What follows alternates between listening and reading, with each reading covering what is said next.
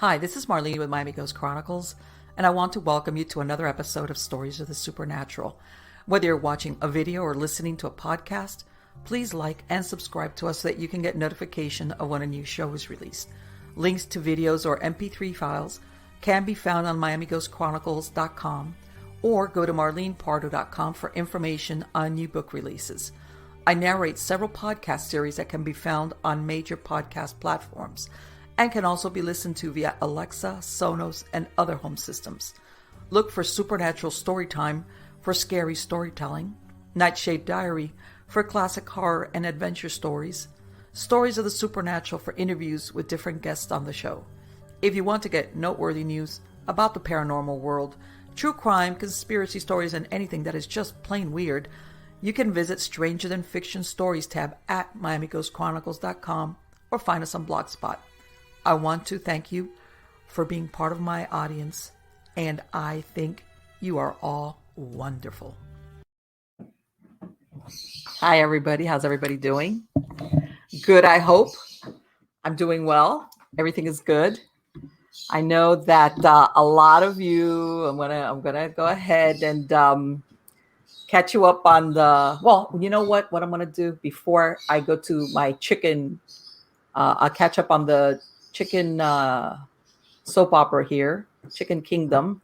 Let me tell you a little bit about my sponsor. My sponsor is Freethinker Projects, and basically what they do, they're Florida based, and they take care of. They have mail forwarding and virtual mailboxes. They also provide mobile notary services, also remote online, which means you can get your paperwork notarized online. And they're also a Florida registered agent, but they're mainly geared towards the RV or nomadic lifestyle people that spend a few months at different places around the country, and then they need a Florida address. They need a place so that they could get their mail either received and they're forwarded to where you're at. And in some cases, if you need to maintain your residency in the state of Florida, they can go ahead and take care of that for you. Again, they can go ahead also, and if you have packages, it's not only mail, it's packages. They receive packages, big packages and everything, boxes. They'll hold them for you. If you don't want to get something delivered and it be, maybe you're going to be gone for a bit and you don't want the weather to basically ruin it, they can receive the package and forward it to you. And of course, you always get a daily notification if any mail or any packages are received. So go to freethinkerprojects.com. That's freethinkerprojects.com and check them out. And there's probably something there. If that's the lifestyle for you and you want peace of mind, check them out. So anyway, let's go on to the next part. Let's go to the soap opera of My Chicken Kingdom. As you all know, I have, I don't know if I mentioned it in the last show, that, I'm always talking about all my chickens getting away from me and putting unauthorized egg laying and having chicks. Well, I think I did this on my last show that I said I discovered one where there was a piece of wood lying up at the roots of some trees, and the little, crawled under there, put some eggs there, and I was missing it because I was picking up eggs all over the place, and I hadn't noticed she had crawled in there. Because she was just like, then next thing I know, all of a sudden I look and I'm like, wait a minute, there's somebody under there. By then, I don't know how long she's been on the egg, so I got to leave her there. So yeah, I'm gonna have another unofficial, unauthorized chick hatch thing. So yeah, my next thing is I want to tell you guys, I'm gonna sign up out here. They have livestock and chicken auctions. Livestock, I'm going to participate in that because the problem is that I have a lot of roosters. I'm too attached to them, and I think I'm going to have to be going off and auctioneering them off at these sites. And basically, what it is, it's like local farmers or people like myself that they take animals either to auction, to sell, to auction off, or to buy. This is like a very local Central Florida and Central North Florida kind of thing, where, of course, it's not only chickens, it's pigs and goats and you name it. So I'll keep you guys as to how that works out for Marlene, because I've never been to that. But yeah, I got to get with some of my boys, and let's face it, I'm not about to kill any of my chickens. It's like, all right, come on. Come on, I'm not going to do it. Everybody knows I'm not going to do it because when it comes to stuff like that, I'm a real wimp. But anyway, guys, let's get on to the good part. The good part is who I have today as a guest. All right. Now, this is the first time that he's been here.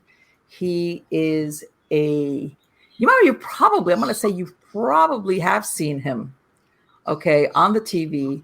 His name is Rick McCallum, and he has been a professional stuntman and actor and stunt coordinator for over 35 years and has more than 75 movie and TV projects to his name. Um, you maybe sometimes you might not have seen it in front of the camera. Most definitely, he was there behind it. Um, he's been in many horror movies, most notably Hatchet 2, where he is a chain sawed in half by his best friend Kane.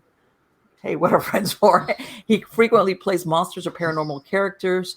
He has stunt doubled for many well-known actors, including Barry Bostwick, Oliver Platt, Christopher Noth, and Greg Evigan, among others. His real passion is the paranormal, which began at age 13 and has been a lifelong pursuit. While working on a movie in Mansfield Reformatory, a very haunted prison in Ohio, he and Kane Hodder, who played Jason Voorhees in Friday the 13th, Part 7, 8, 9, and 10, they discovered a mutual interest in the paranormal and founded the Hollywood Ghost Hunters and later added R.A. Millehoff, who played Leatherface, Texas Chainsaw Massacre Part 3.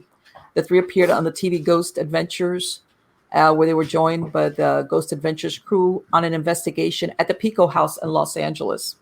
That's incredible. I'll tell you later on the tie-in to the Pico House about the book I just released. This book combines a unique blend of stories of movies, ghost hunting, and humor as Rick recounts the extraordinary happenings in his life. He has ghost hunted all over the United States and many times while on locations for a movie, and has also ghost hunted at many of the most iconic haunted locations in the U.S., as well as Scotland, England, Ireland, and Australia. The list of locations could be a bucket list for most paranormal investigators. I know it's on mine, including Waverly Hills Sanatorium, the Queen Mary, the Pioneer Saloon, the Omen House, Rosslyn Chapel, Bachelor's Grove, Bolton, Abbey, Greyfriars Cemetery, the Hellfire Club, Leap Castle. Whatever's at Leap Castle scares me, by the way. You know, that's Marlene's insert there. And the real Mary King's Close. Okay, he relays his time in living what may be the most haunted house in America. The stories that happen there are incredible. He also has a book called Ghosts Believe in Me, playing monsters in movies, seeking spirits in real life. And we're going to talk about this at the end of the show and have a link. He also has a tour of Scotland scheduled for next year, July of 2022, which is called Haunted Majesties of Scotland. It's a 9-day, 8-night tour. And we'll talk about that later on more with Rick. But just how are you doing, Rick? Wow. I'm doing great. I'm telling you, I was like, I was going to say, usually what I ask my guests is how did they, besides the that you worked basically in horror movies, but you said you had an experience when you were 13? Yeah, paranormal experience. Yeah, that's pretty much what got me started. What happened?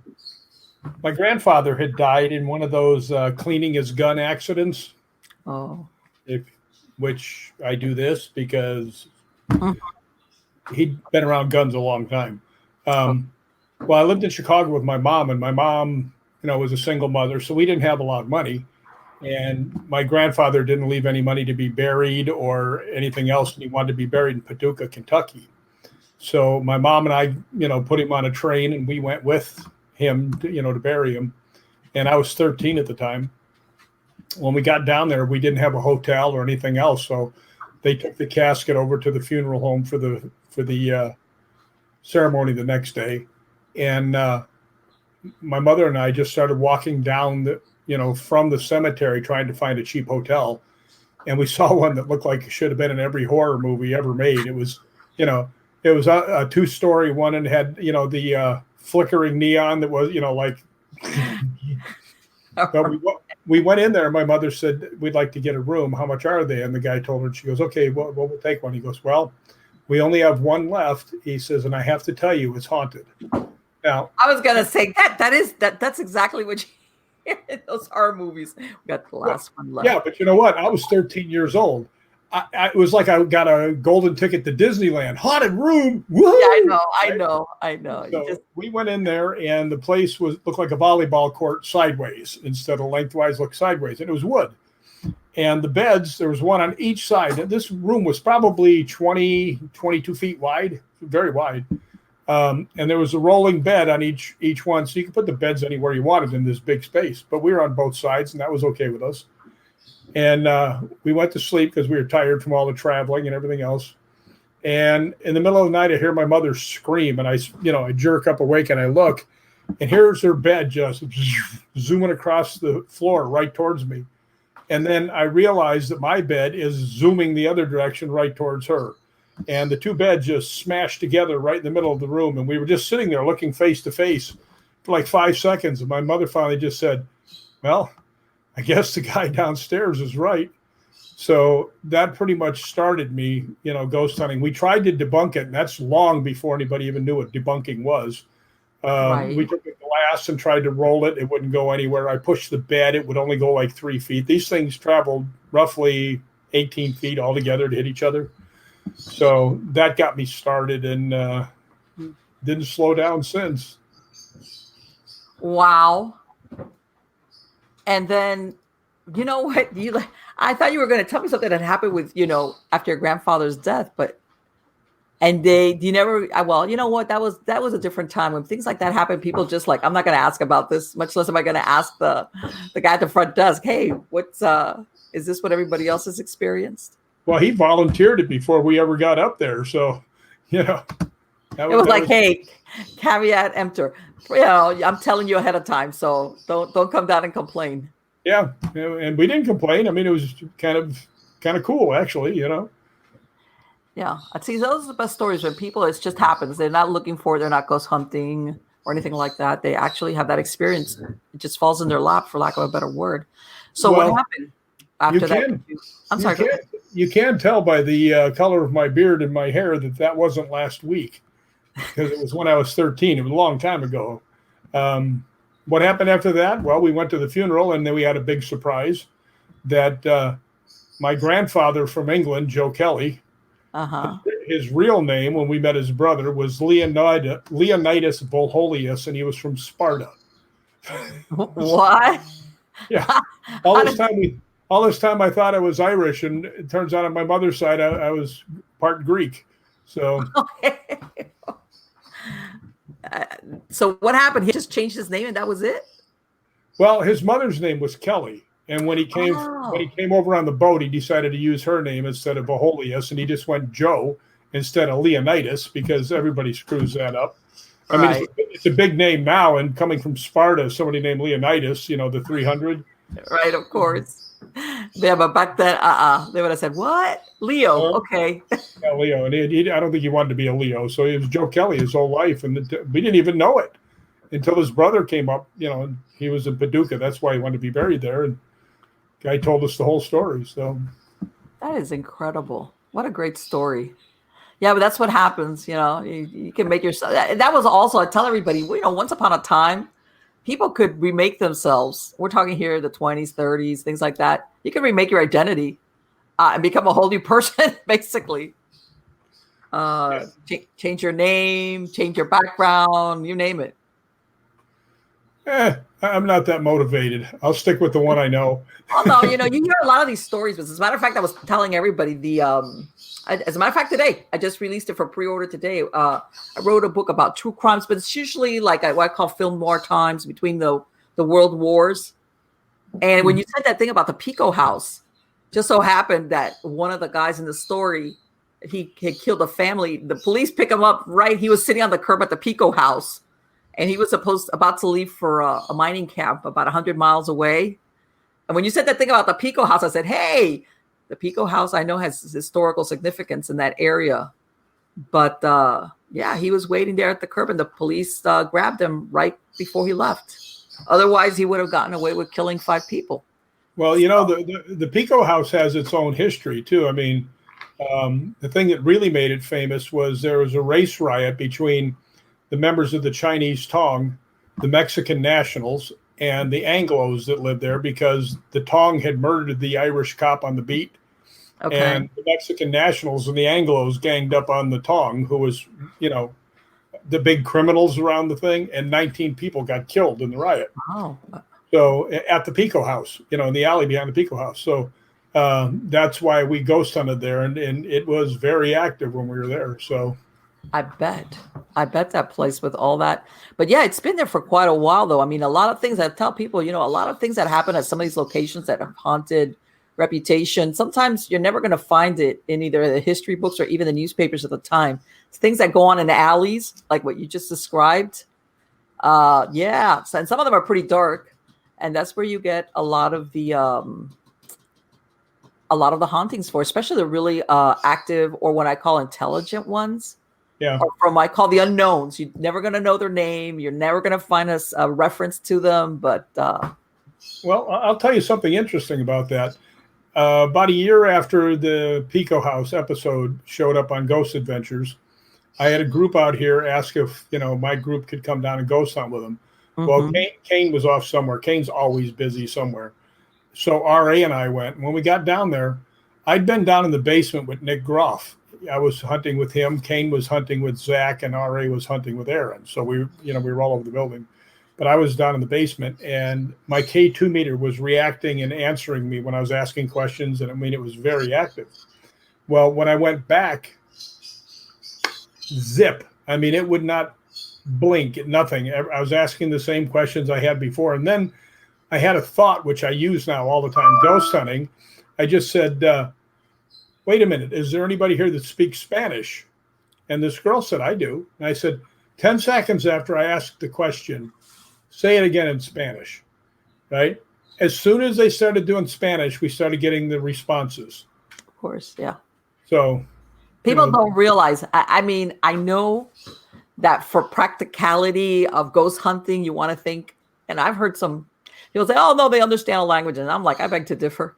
Especially if you have an area that there's a concentration, especially like that, you sometimes get a lot better intelligent responses when you use the language that was predominant there by some of the people that were. And I'm sure that if you would have had somebody maybe that spoke Chinese and they would have said something, you would have gotten like maybe a slew of information as well. Well, I went with that one first. There was no Chinese speakers there. No, really? It was like, forget it. Yeah, so actually, I just did the same thing up at David Oman's house, the one that's right next to where the Tate family got wiped out by Charles. On Cielo Drive. Yeah, I interviewed. God, time flies. I think it's been 3 years that he was right down the street from where the Manson, one of the Manson murders took place. Yeah, the ones where they killed Sharon. But he has his own thing going on there in his property, I believe, right? Yeah, and his house is very haunted. I mean, yeah, I get so much evidence on the second floor. Matter of fact, really? on the back cover of my book, David Oman put a blurb on the back cover, and it says, Rick shows up with a little case of equipment and gets just as much evidence as the big TV production companies. Yeah. And sometimes, believe it or not, sometimes there is something, I think, to just some people, they stir up the spiritual turbulence in a place. It's like, oh, and then other times other people go and it's like everybody just like all the entities, all the scarnets like go, oh, okay, forget that. Yeah. But yeah, I spoke to him and I remember he was telling me some really way out stories about things that were going on in that property.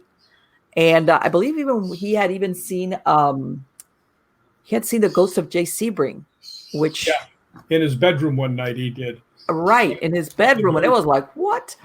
But let me tell you something from what I've heard. A lot of unusual things have gone on in that canyon, that area. Really, like what? It's known for weird happenings. In that canyon, not a real very far away, is where George Reeves supposedly committed suicide. The guy who played Superman on the TV show, yes, is not very far away, and a lot of people seem to think that he was murdered. I was going to ask you, now that you brought that up, what do you think? I think he was murdered. Wow, that's when you look at the movie, and I know sometimes movies can be slanted one way or the other. No, right? What makes me think that? Where am I coming up with exactly that? 100%. Really, Marlene, you're such a cynic. Okay, but I was based on that. I would think, man, this guy didn't. I don't think he did. He did that to himself. No, too Well, many people wanted him dead. he was actually looking forward to a new show he was just getting ready to do. Right. And they know, or they have said that there were 2 shots. You generally don't shoot yourself in the head the second time. Yeah. And Oh, when it didn't they, work. yeah, usually it's pretty easy to hit yourself from here. You don't miss the Right. first time. Yeah. And the fact that they found his gun underneath his back when he fell. That's a neat trick. How do you do that, huh? Yeah, exactly. So I do think that somebody shot him. I do think there was a woman named Lenore Mannix who was paying all his bills. And Right. her husband was the problem solver for a whole bunch of people that were in the movie business.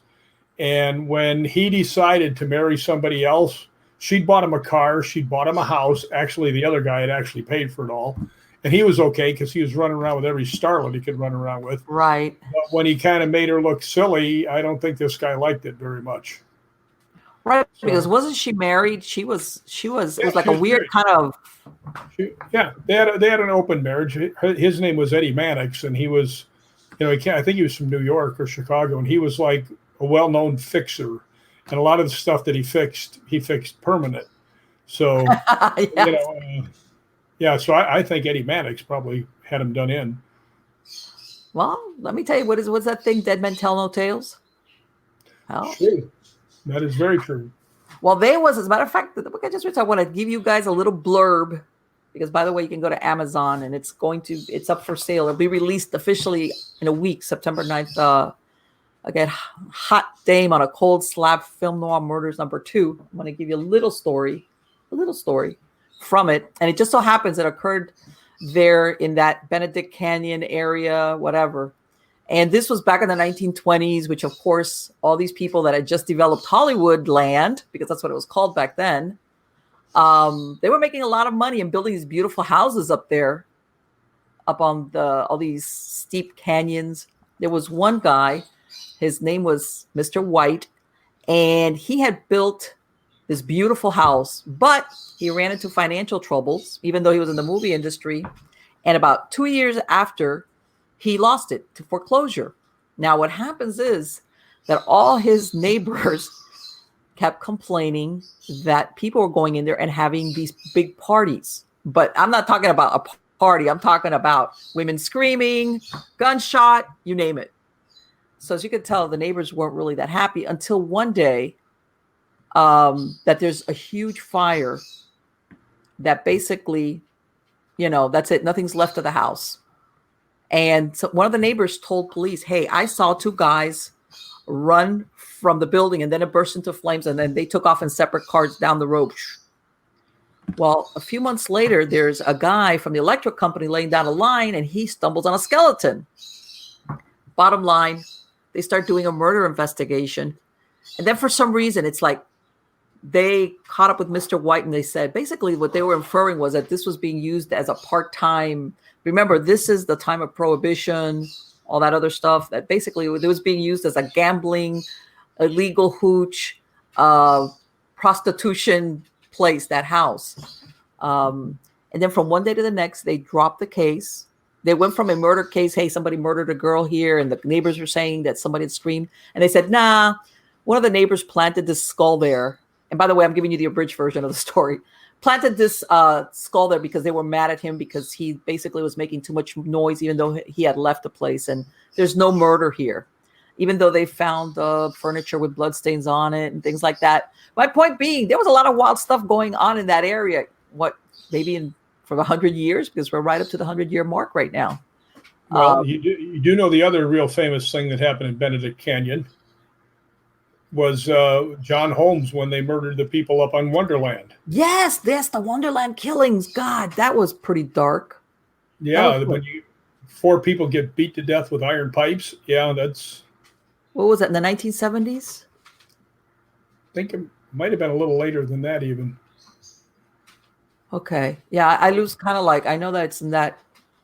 And have you ever been to any of those houses to investigate, Rick? I have tried to get into Wonderland a bazillion times. No luck? No, but I have been into, and they will not let you into the Superman house on Benedict Canyon. Nobody gets in there. I have been to other houses in Benedict Canyon. that are famous. That one of the things, so that I got to go into ghost hunt, is I had to promise not to tell anybody whose house it was.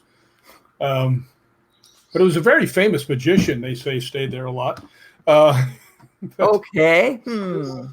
Yeah, that one. Okay. Yeah.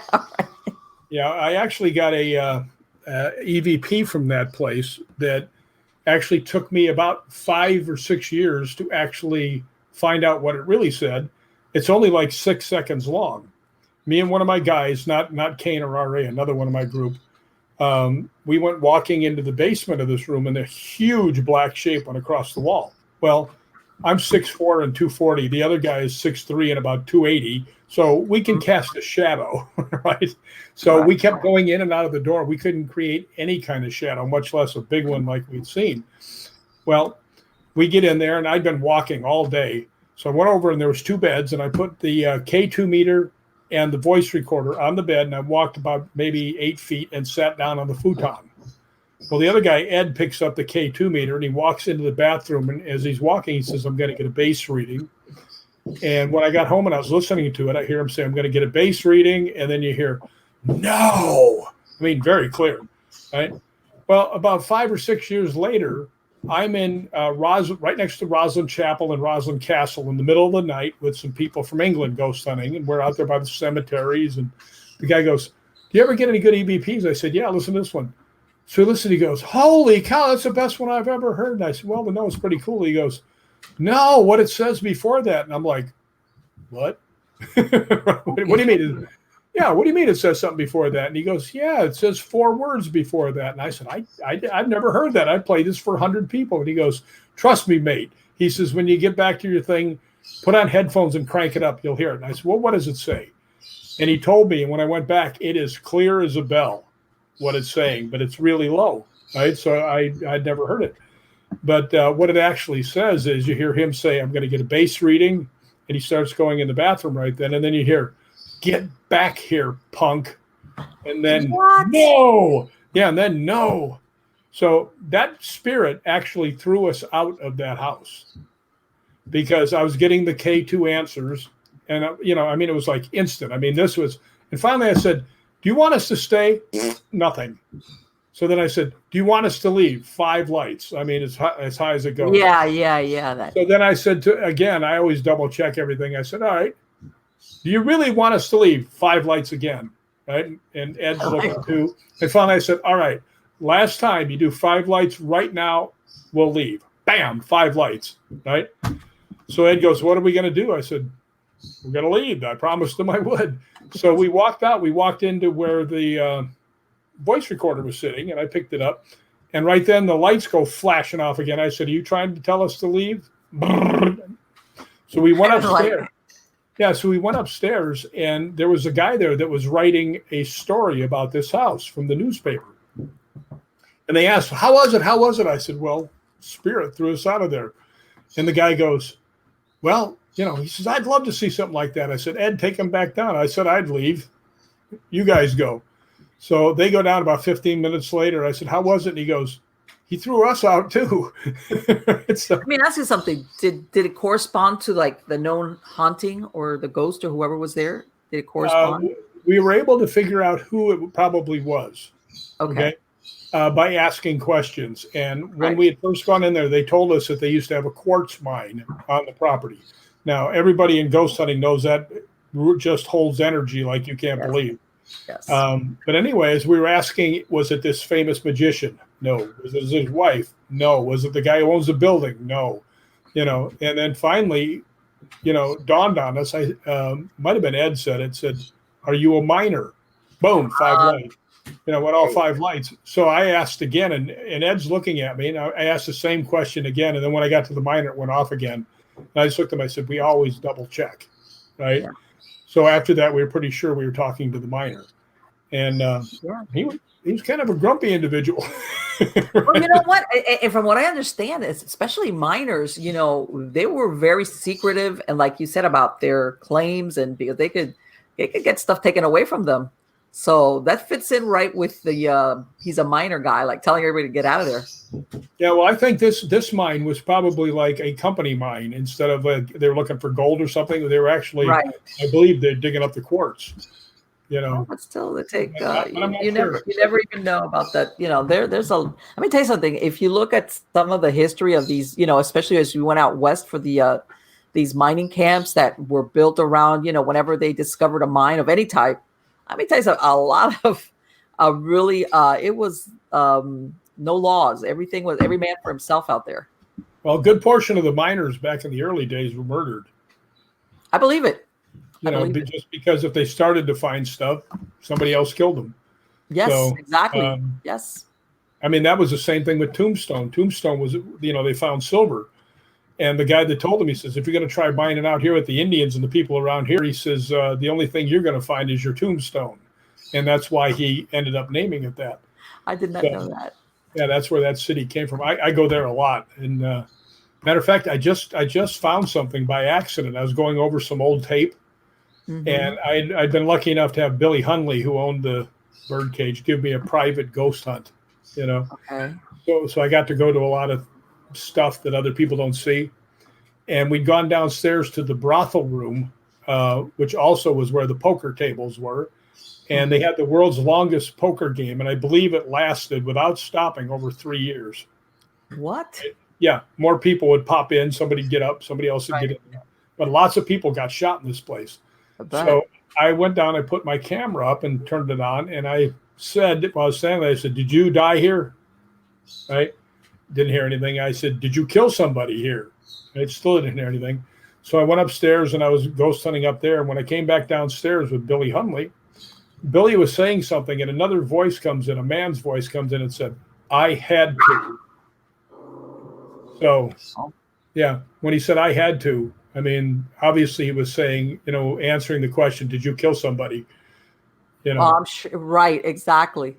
And sometimes I imagine these entities, if they're intelligent, if it's not a residual, they're living the life that they knew. They respond to the life that they knew of, which is, hey, over here you got to be watching your back. You got to grow eyes in the back of your head, because if it's not, they want to take your money or they want to kill you or vendettas.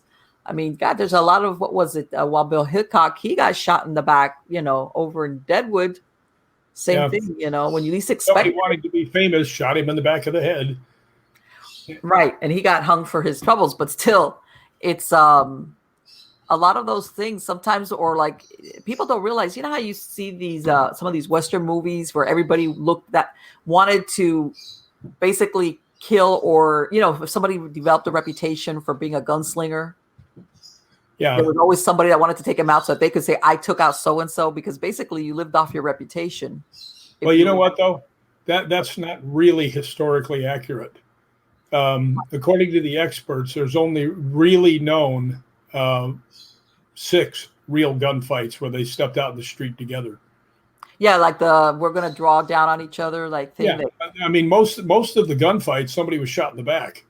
Right. The ones where they actually went out in the middle of the street, at high noon and shot it out. The first one was the famous one, and that was Wild Bill Hickok and can't remember the other guy's name, the guy who took his watch. They used to be friends, and he took his watch because he said Hickok owed him money, and Hickok says, don't you dare walk into the street with my watch. So the next day, the guy, Hickok wasn't famous yet. Right. And the guy came out wiggling the watch around like that, and they both liked the same girl. So Hickok just walked out, and they're 75 yards away. Now, if you know anything about pistols, they're not accurate from a long distance, right? Mm-hmm. But this guy pulled his gun and took a shot at Wild Bill Hickok, and Wild Bill Hickok took one shot, hit him right in the heart, and killed him. So after that's where his reputation came from. It was like, wow, don't mess with Hickok. He'll shoot you from like 4 miles away. Well, but what also people don't realize that out there, some of these towns were so wild that nobody wanted to be sheriff. So sometimes they would get people that used to be gunslingers or basically on the other side of the law. That's who they would have to end up hiring as sheriffs. Oh, that happened a lot. I mean, people don't really realize that Wyatt Earp was kind of a Yeah. He wasn't always on the right side of the law before he became, one of the sheriffs. And he wasn't actually the sheriff. His brother Right. Virgil was the sheriff, right? And Uh-huh. then Morgan was a deputy. And then when the stuff really hit the fan, that Wyatt stepped in. But Wyatt had actually been one of the sheriffs of Dodge City before he came Right. over. So Right. But people don't realize that some of these places were so wild that your regular man didn't want it. And they would be desperate because they needed if it was a cattle town or mining town, they needed somebody that knew what he was doing to keep all these wild guys in control. So they would be willing to hire somebody that was on the other side of the law a few months before. yeah, As long well, as it was it's if you happen to go to Tombstone, anybody that Mhm. is thinking about going to Tombstone, go see Boot Hill, and It's you'll a see an cemetery, entire right? row.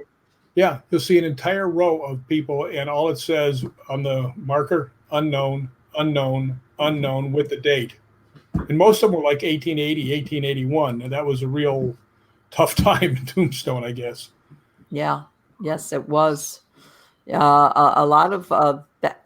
As much as you see, some of these westerns they don't really portray. Some of them are, but how gritty life was out there in some of these places, as far as to make a living, and even Wyatt Earp. He from then on after Tombstone, after the showdown at the OK Corral, he always he was always involved in gambling, and he owned a couple of mines, but he Well, he was actually went to for a Alaska while. gold mining, and he owned Right. he owned a bunch of saloons along the way. Hmm. And him and Josie were going along. And fortunately, Josie's family had some money to, when they ran into some troubles. But Yeah. I mean, they stayed together for 47 years until he died. Right. Right. But she had a bad gambling addiction, right? Well, I think he did too. Well, from what I understand, though, she was a little bit worse than he was. Yeah. And he would be like having to bail her out constantly behind the scenes. It was, but yeah, it was one of those things that, yeah, they had a bunch of adventures afterwards. The rest of their life together, they went off and, like you said, they went off. What was it, to the Yukon and a bunch of places? A real Well, adventurous life. you want to hear something really interesting about Wyatt Earp? What? Well, a couple things. First off, he was an advisor for Western movies out here in Hollywood. And one of the young guys who was actually a prop guy, he helped move props and stuff, became friends with him. Uh huh. And after he got famous, he said, I learned everything I did about being a cowboy from Wyatt Earp, and it was John Wayne. Really? Wow. Wow. Because this guy was a real, in other words, Wyatt Earp, he wasn't a made up cowboy. He wasn't a Oh, Hollywood cowboy. he was a real deal. He was a real deal. But here's the real interesting thing. He was being interviewed, and the guy says, tell me the true story about the gunfight at the OK Corral. And Wyatt Earp looks at him and he goes, suppose, and dropped dead. So he never got to figure out when he said suppose. God, I was going to say no. Yeah, never heard the rest of the. He died before he could say the rest of the story. What? So, I mean, you know that, when the two movies came out, the Tombstone and the other one with Wyatt Earp, that they kind of came out at the same time. Even though the one with Kurt Russell, Tombstone, I want to say kind of gets more popular. But I think it's much more popular, actually. Yeah, right. Do you think it's the acting, or were they both accurate? I know sometimes they insert things for dramatic purposes, but well, any movie that you see pretty much stretches the truth a little bit to make the story better. Mm-hmm. But the fact is that a lot of people don't know, because I go to Tombstone many times because I'm actually interested in all that stuff. And a lot of people don't realize that when they went down to disarm those guys, and everybody goes, well, it was 4 against 3, right? Because there was 4 of the Earp group, and there was 3. There was the two McClowrys and Billy Clanton. Right. And well, what happened was when they got there was Ike Clanton, there was Billy, and there was 2 other guys. So it was actually either 6 or 7 against 4. But Ike and the 2 other guys ran. So then it ended up being 4 against 3, but it started out 7 against 4. So a lot of people said, well, they were, picking on everybody. It was like, no, they were outnumbered when they got there, but when the stuff started hitting the fan, everybody else ran. Exactly. Actually, for the ghost hunting people out there, I decided to do something. Last time I was down in Tombstone, the actual gunfight is not where they say it was. It's very close, but it's most of the death and everything else happened out on the street behind the OK Corral. Okay. So I actually went out there and I was standing on the spots where 2 of the people died, trying to get some activity. They didn't get anything, but I mean, I don't know how many people have actually gone and done that at the right spot. As a matter of fact, one of the tour guides came by and he looks and he goes, he says, don't see this much. You know where the guys actually fell? I said, yeah, one right here, one over there. He says, yeah. He says, you getting anything? I said, not really, no. So I know there's things that sometimes that basically it's not an intelligent haunting. It's what I call it imprints the fabric of the place. But usually that's something either really extremely violent or in most cases something that happened a lot over a long period of time. That's why you get these residual hauntings, like certain smells or people going up and down the steps, but it's not intelligent. It's just something that was very repetitive. But every once in a while you will get that area of what you just said where something that's very, how can I say, energy, if you want to call it that, that's put out in an instant does imprint itself, even if there is no intelligence behind it. I think that just replays over and over and people see it. Right, exactly. It's like a loop thing. Yeah. Let me ask you, Rick, have you ever gone to work somewhere, not really ghost hunting, not expecting you're going to run into something, and have had an experience, a paranormal experience? Actually, I have. And it wasn't that I ran into it. I actually seeked it out. Okay. I was on a studio, which, once again, they won't let me say. But boy, some people just, they protect their name real well. We were shooting in this studio, and I asked the security guard, I said, this place is known to be haunted. He goes, yeah, the second floor right up here is real haunted. I said, can I go up there? And he goes, yeah, go ahead. Right. So I asked a couple of the actors, and they went, no, we're not going. So the makeup girl overheard what I was saying, and she went with me. And we went up there, and the second floor was very active. As soon as we walked up, it was all dark up there, and you could see the door at the end of the hallway where the light was coming through the door and under the door. And while we were standing there, I started asking if anybody was there. I had my K2 meter out in the voice recorder, and we saw the footsteps go in front of the door and a huge black mask go with it. So I just turned around and I looked at it. I said, did you see that? And she goes, the big black shape in the the feet underneath it. I said, yeah. She goes, yeah, I saw it. So then we heard voices coming from down there, and there's nobody down there. My K2 meters just going off the charts, right? So then we hear 2 people come up behind us, and it's actually a different security guard and one of the guys on the show, one of the actors. Okay. And this guy comes up and he goes, what are you doing? I said, we're just doing some ghost hunting. And he goes, yeah, he says, the other guy said you were up here. I don't believe in no ghosts. And, I actually have it on video, but I can't show anybody, because part of the agreement not to show where we were. Right. But he starts and he goes, yeah, what have you seen anything? I said, well, we saw a big black shape. We've been hearing voices. He goes, what's that thing you're holding? I said, well, if it lights up, that's indication that there may be a spirit right near it. Right. And he goes, I'm not afraid of no ghost. And the thing goes all 5 lights. And just instantly after that, you hear both of them running down the stairs. I mean, it's hilarious. They both turned and ran. All right. Famous last words.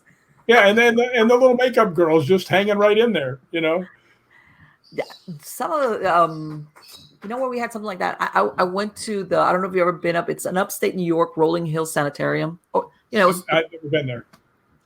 They have up there. This is the one where they've had a sighting of a guy that was dropped off there when he was a teenager, but he was, one of those giganticus that they have. I know the story.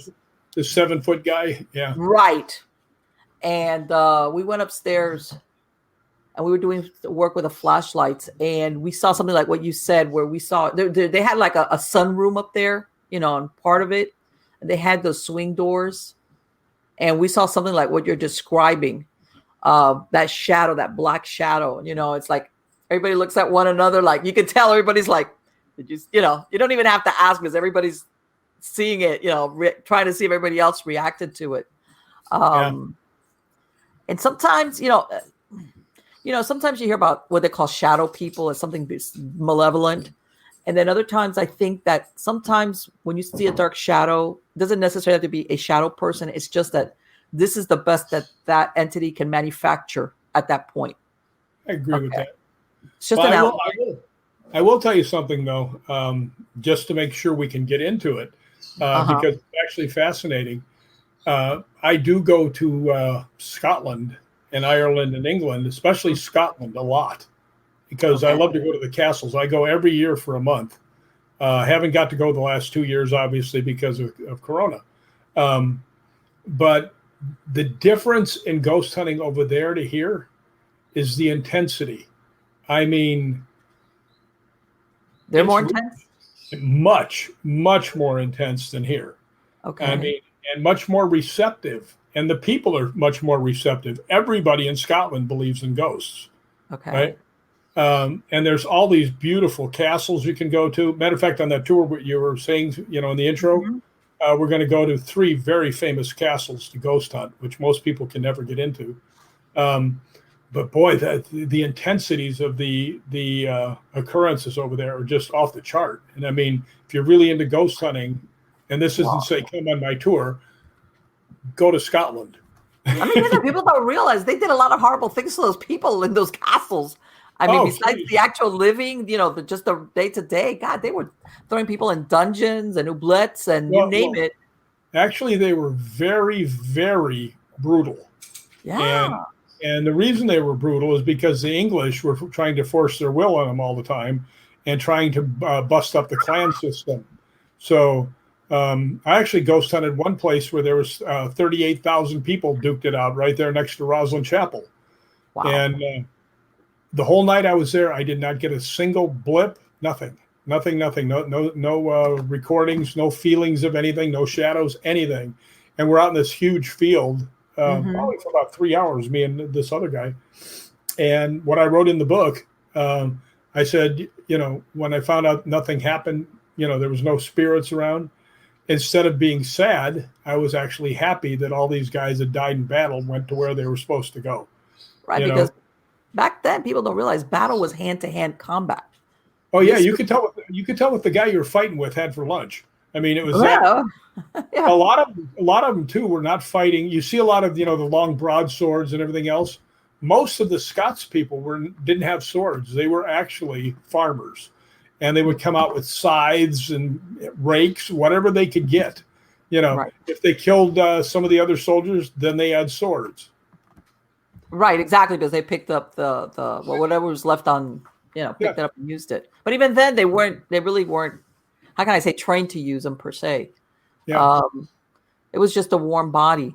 Let me ask you, they were tough. I mean, the 8,000 Scottish people routed the 30,000 English. I mean, they had this one guy that showed up for the battle, and then another group showed up for the battle. They're not sure positive, but they think that's what happened. But the first group that showed up was the Knights Templar. Okay. Because they were after the guy named William St. Clair, who was very big in the Templars and built Roslyn Castle later on. But the second guy that showed up, he just came up with a whole bunch of guys and said, I heard there's a fight between, us and the English. We just wanted to join. And they were like, and who are you? And he goes, well, my name's William Wallace.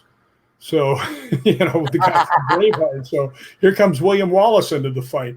And he was already very famous for the battle at Stirling Bridge when they took out a huge English thing with much less guys just by outsmarting them. So he was already super well known. Just the only thing is nobody knew what anybody looked like back in the old days. Right. Unless you met him before, So right. Let me tell you something, though. That whole thing, I think the worst was the way he was executed, William Wallace, in the end. That's pretty horrible. Back then, that was like... Well, if you saw the movie, it doesn't come close to what they actually did to him. No, I know. They they kind of show his dead wife coming through the crowd, and I was like, I don't think that's what was happening with him at that moment. They actually quartered him and cut his head off, and they put his head on on London Bridge. And didn't they disembowel him first? What they did is they emasculated him, as they like to say. That I didn't know he got castrated. Whoa. Yeah, he got castrated. He got castrated of everything. Castration is only usually one part. They just took everything. And what they did is they cut him open and they took his entrails out, threw him into the fire, right? Into a cauldron, I think it was on fire. And when it started smoking and stuff, they put him back in. Oh my God. I did not know that part. They tortured the living daylights out of that guy. But then they put one of his arms up at Stirling Bridge, and they sent his body parts around to scare off the Scots people, which had 100% the opposite effect. Well, people don't realize it's called psychological warfare. It's exactly like what you said. The idea that they did it is like, hey, this is what happened to him. It could happen to you too. You know what it is? There are some people in the world that you can bitch slap, and then there's other ones that'll just rip your head off if you do that. And that's the Scottish people were tremendous warriors. I mean, they would fight massive armies with rakes and shovels and scythes and stuff like that, and rout them. Just because they weren't used to the close battle. Right. And these guys, when they got in there, I mean, it was just like, I'll pluck your eye out, They were. Let me tell you something. And that's what I'm saying. I know that I've heard a lot of stories, not only in Scotland, but in all these areas where they had these pitched battles with that hand-to-hand combat, where they have people have all of a sudden basically witnessed like a segment of the battle. Like all of a sudden they're in the middle of it. That happens a lot. You know where it happens a lot? Gettysburg. Yes, I've been to Gettysburg. Gettysburg. A lot of people have seen and heard like cannon shots and seen like soldiers marching and fighting and things like that. Yes. But, Scotland is so intense in the strength of the hunt. When you're ghost hunting, anything that you get. I mean, it's actually, I got one that was really interesting. It's actually, if you go to ghostbelieveinme.com, first things up there is a thing about my book, and then there's a thing underneath it about the tour. But the very last thing on the thing about the book is a picture where I'm sitting in Balgony Castle in England, or not England, in Scotland. And there's a Frank's box, which I'm sure ghost people know. It's like a spirit box on steroids. Thomas Edison actually invented it. He called it the telephone to the dead. But I'm sitting there, and you can just hear me say, is there anything in the castle that we should be afraid of? And it comes back instantly with a Scottish accent. It goes, the energy. So it's like, yeah. And that's on the little thing about the book. It's the last piece. So, I mean, you can actually see that. But, yeah, well, by the way, I didn't tell you this. My book won Book of the Year, Paranormal Awards Book of the Year. Oh, really? Congratulations. I didn't know that. Congratulations. Well, you know what? I didn't know it either. Nobody contacted me. I didn't know a thing about it until I was on a show, and somebody goes, congratulations about your book. And everybody says that when you write a book. Right. I think they say it more to me because they're surprised that I can even read a book, much less write one. Right. But I said, yeah, thank you. And he goes, no, that's a pretty good award, the Paranormal Awards Book of the Year. And I said, what? And he goes, yeah, didn't you know that? I said, no, send me a link. And he sent me a link. And I mean, like, there's some pretty darn good people in there. There's like Elizabeth Saint. There's Nick Groff. There's Kindred Spirits won the Show of the Year in my book. And then I asked somebody, I said, did they have any other books nominated? They said, did I win by default or what? Yeah, did I win by default? And they said, no, there's a lot of them. And then I saw the list. There was a whole bunch of them. So I was pretty proud of that. That's great. That's funny. You find out from somebody else. I had no clue. I didn't know a thing about it. You think they would have sent me an email or something, Well, that's what I'm thinking. Is like, congratulations, your book. And it's like, somebody forgot to do that. Yeah, but it's I was going to ask you, Rick, I know you mentioned something about Leap Castle in Ireland. Have you ever been there? Because whatever is there scares. Yes. I've never been there, and I read about it, and I'm like, that's the one entity I would not like to cross paths with. Well, I have to tell you, if you're going to go that way, you cannot call it Leap Castle. I know. I know. I'm killing the name of it. I know. No, it's everybody over there. It's Lep. Yeah, I know. I know. Lep Castle. I know. The last story in my book is something that no one would ever believe. And what I actually have done in my book, which I think was pretty smart. I don't know how I thought of it, but it's pretty smart. When anything really intense happened, if anybody else saw it too, I let them put in their version of what happened. So it's just not me telling a story, because frankly, any author can say anything they want, right? I can make the most tremendous story just by making it up. But by having somebody else say what happened while they were there, that gives it a validity. But what happened at Lep Castle, I don't want to really go into it so much because it's the best story in the book. But at the very end, and I do not. I mean, if you look at my face, you'll see that I'm not making this up or anything else. I'm positive I came within just a couple minutes of being dead. Okay, so let me ask. There is an elemental spirit there. Yeah, but it wasn't that. It wasn't that. It was actually something from the place we'd just been earlier, the Hellfire Club. You went to the Hellfire Club, and what? Yeah. Somebody hitchhiked with you? Is that what you're saying? Yeah, so the spirit decided to glom onto me, because I'm really open to spirits. Okay. You know, I try and invite them to me, and every once in a while it backfires. Okay. And just backfired big time. Oh my God! No, you can't do that. You gotta. Well, I can tell you what happened. Oh, I mean, tell the story. Tell the story. I thought you were going to tell me that the sheep-looking elemental at Lep Castle. No, it wasn't the elemental. Had nothing to do with it. Okay, let's hear that story, please. When we were at Hellfire Club, two of the Scottish paranormal guys kept saying, "Man, I'm getting a pain behind my right eye," and then it went away for them. Okay. But we get driving to Lep Castle, and we're supposed to be there like at midnight, and we get there about 11 o'clock. So we park out on the road because they have a party inside the castle going on, like a dance and stuff. So we're parked out on this long road in the middle of nowhere, and you know, exactly what you'd think, a cold, windy night. You know, it's all dark, little moonlight, everything. You know, really cool ghost hunting atmosphere. Well, we all get out of the car because, you know, it takes, you know, an hour and a half or so to get from Hellfire Club, and everybody went over to use the bushes, right? Except me. I'm standing out by the car, and it's cold and windy. And I'm kind of liking it. I grew up in Chicago. It's like, yeah, this feels great. I'm so used to California. This is fun. So the other guys say, come on, get in the car. I said, no, I'm going to stay out here and get some cool air. This is nice. I'll be in there in a minute or two. And I'm standing there, and all of a sudden, the way I described it to people, it felt like a spear went through my right eye and out the back of my head, to the point that I could feel like it go. I grabbed my eye, and water was just pouring out of it. And my knees buckled, like I almost got knocked out just because of the pain. It was horribly painful, right? And I started staggering back and holding my eye. And my first thought was my eyeball exploded. Where'd all this fluid come from and everything else, right? And the pain. Well, I looked down at the ground, and I'm staggering. And I just said to myself, I said, you know what? I've been doing stunts for 40 years. You know how to fall down. Go down now while you can control it. Okay. Right? So I just started to go down, and heard a voice in my head says, if you hit the ground, you'll never get up. So being the smart guy that I am, I switched gears and staggered back to the car and grabbed onto it. And one of the guys from Scottish Paranormal saw me staggering around. He come running out and grabbed me and took me behind the car and gave me some water. And in his story, he put me behind the car so no other cars could hit me. But we didn't see another car the whole time we were out there, but it was cool that he did that. And he says, come on, get in the car. I said, no, man, I'm really wobbly. Leave me out here. Let the cold try and revive me. So he gets back in the car.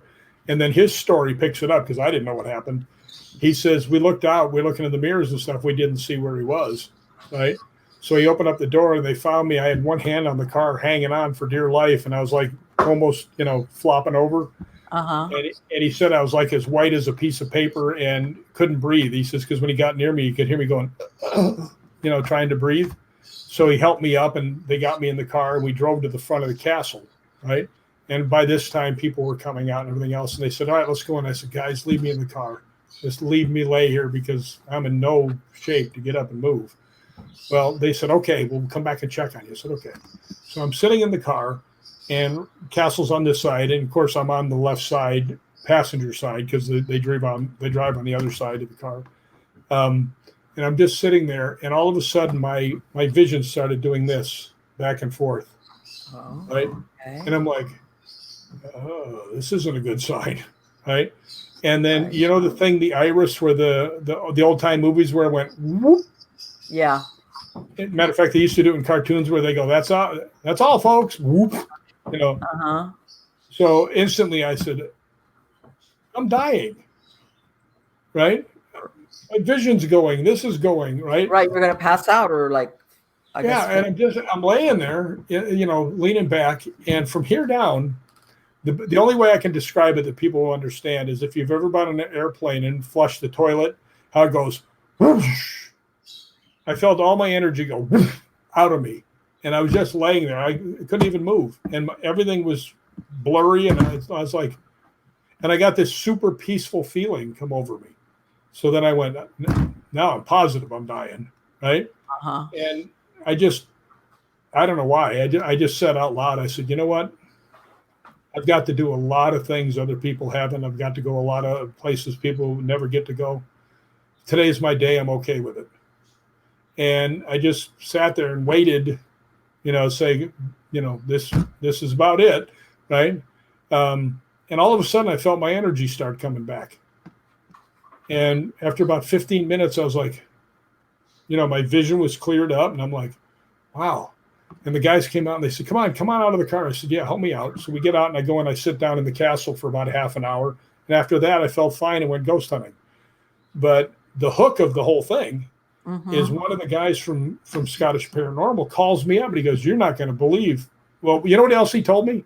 When the first time he saw me hanging off the car, he said the first thing he thought, he says, if Rick falls to the ground, he'll never get up, which is exactly the same thing I heard. Okay. Right? So that was kind of cool. But this guy calls me up and he goes, you're not going to believe this. I said, what? He goes, I just found out 2 guys had a duel with the Hellfire Club. One guy got shot through the right eye and died. Oh. So now I know what happened. Wow. That guy glommed onto me and went with me. And I think the only reason that I didn't finish off, you know, toes up in front of the castle is that the spirit went, oh, no. I just wanted to show, you know, tell my story. I don't want this to happen. Backed off. You know, I think if he would have hung in with me, that probably would have been it. So thank you, Spirit. Nice of you to realize what was going on. But yeah. Let me ask you, have you ever been to Glam? I want to pronounce this correctly because I've been spanked before for saying it the wrong way. Glam's Castle in Scotland. Glamis. Somebody told me, no, it's not Glamis, it's Glams. And I'm like, yeah. Glammis, Glamis. Yes, I have been there. And actually, what was funny is I was sitting with there, and we went in during the daytime. You know, we paid to get in and everything else, and they take you on a tour. They don't let you walk around. And we're sitting in this one room. It looked like it was probably a chapel. And I looked over and I said to one of my friends, I said, I just saw a gray shadow go down the wall. Right? And he goes, really? And I said, yeah.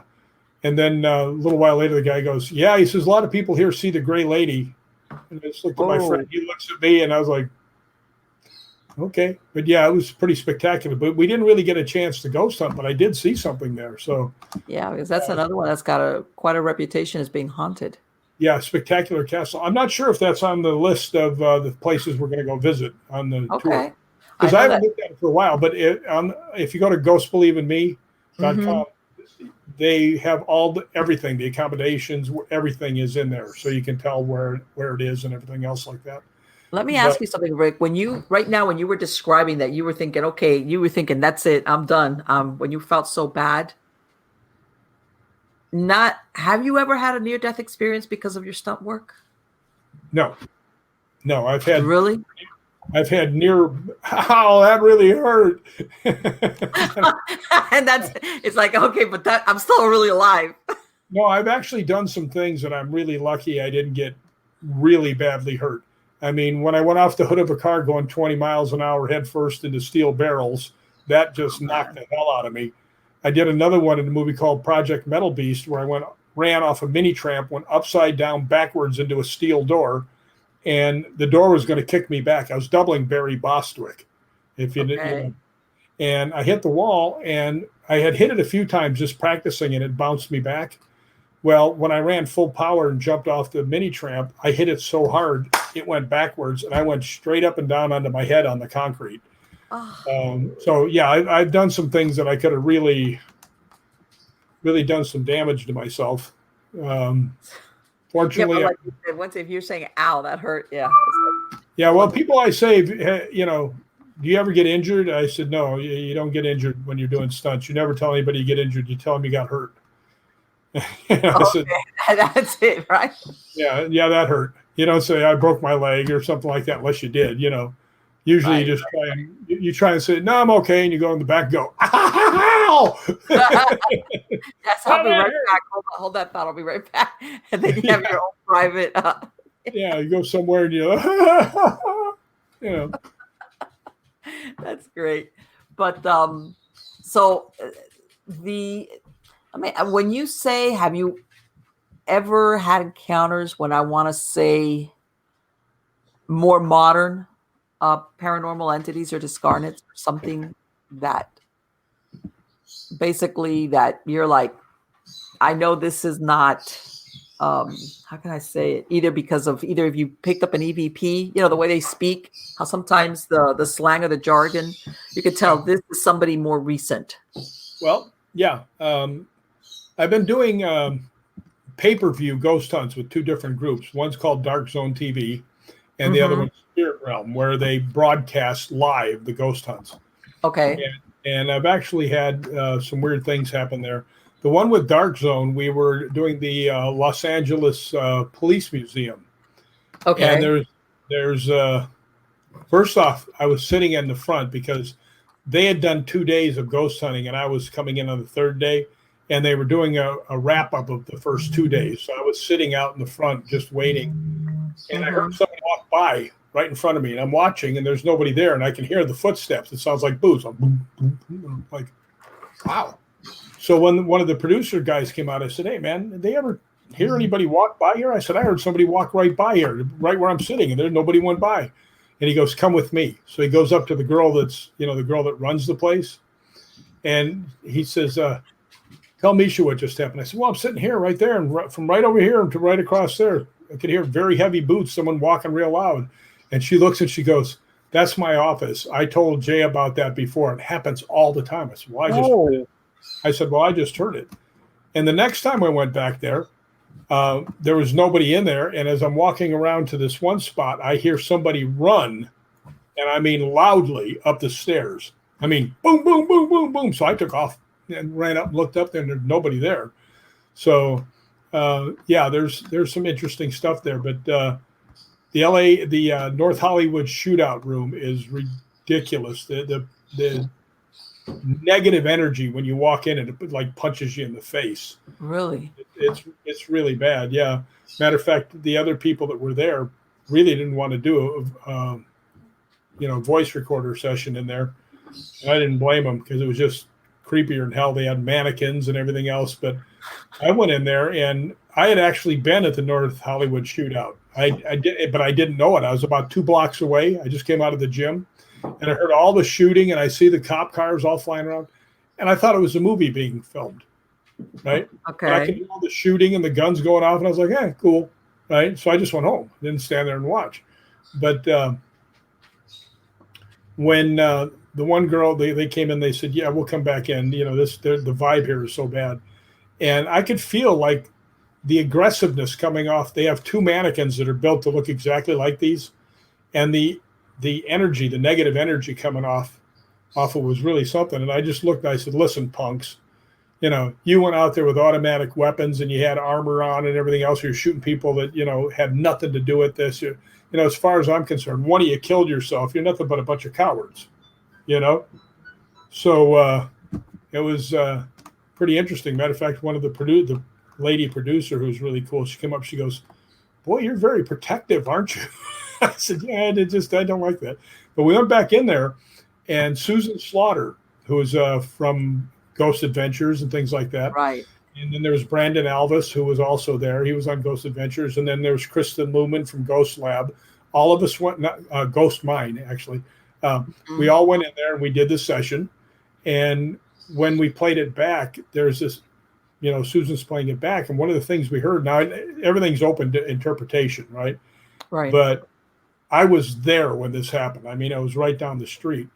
And the thing that I heard, we all looked at each other because we all thought the same thing, right? Okay.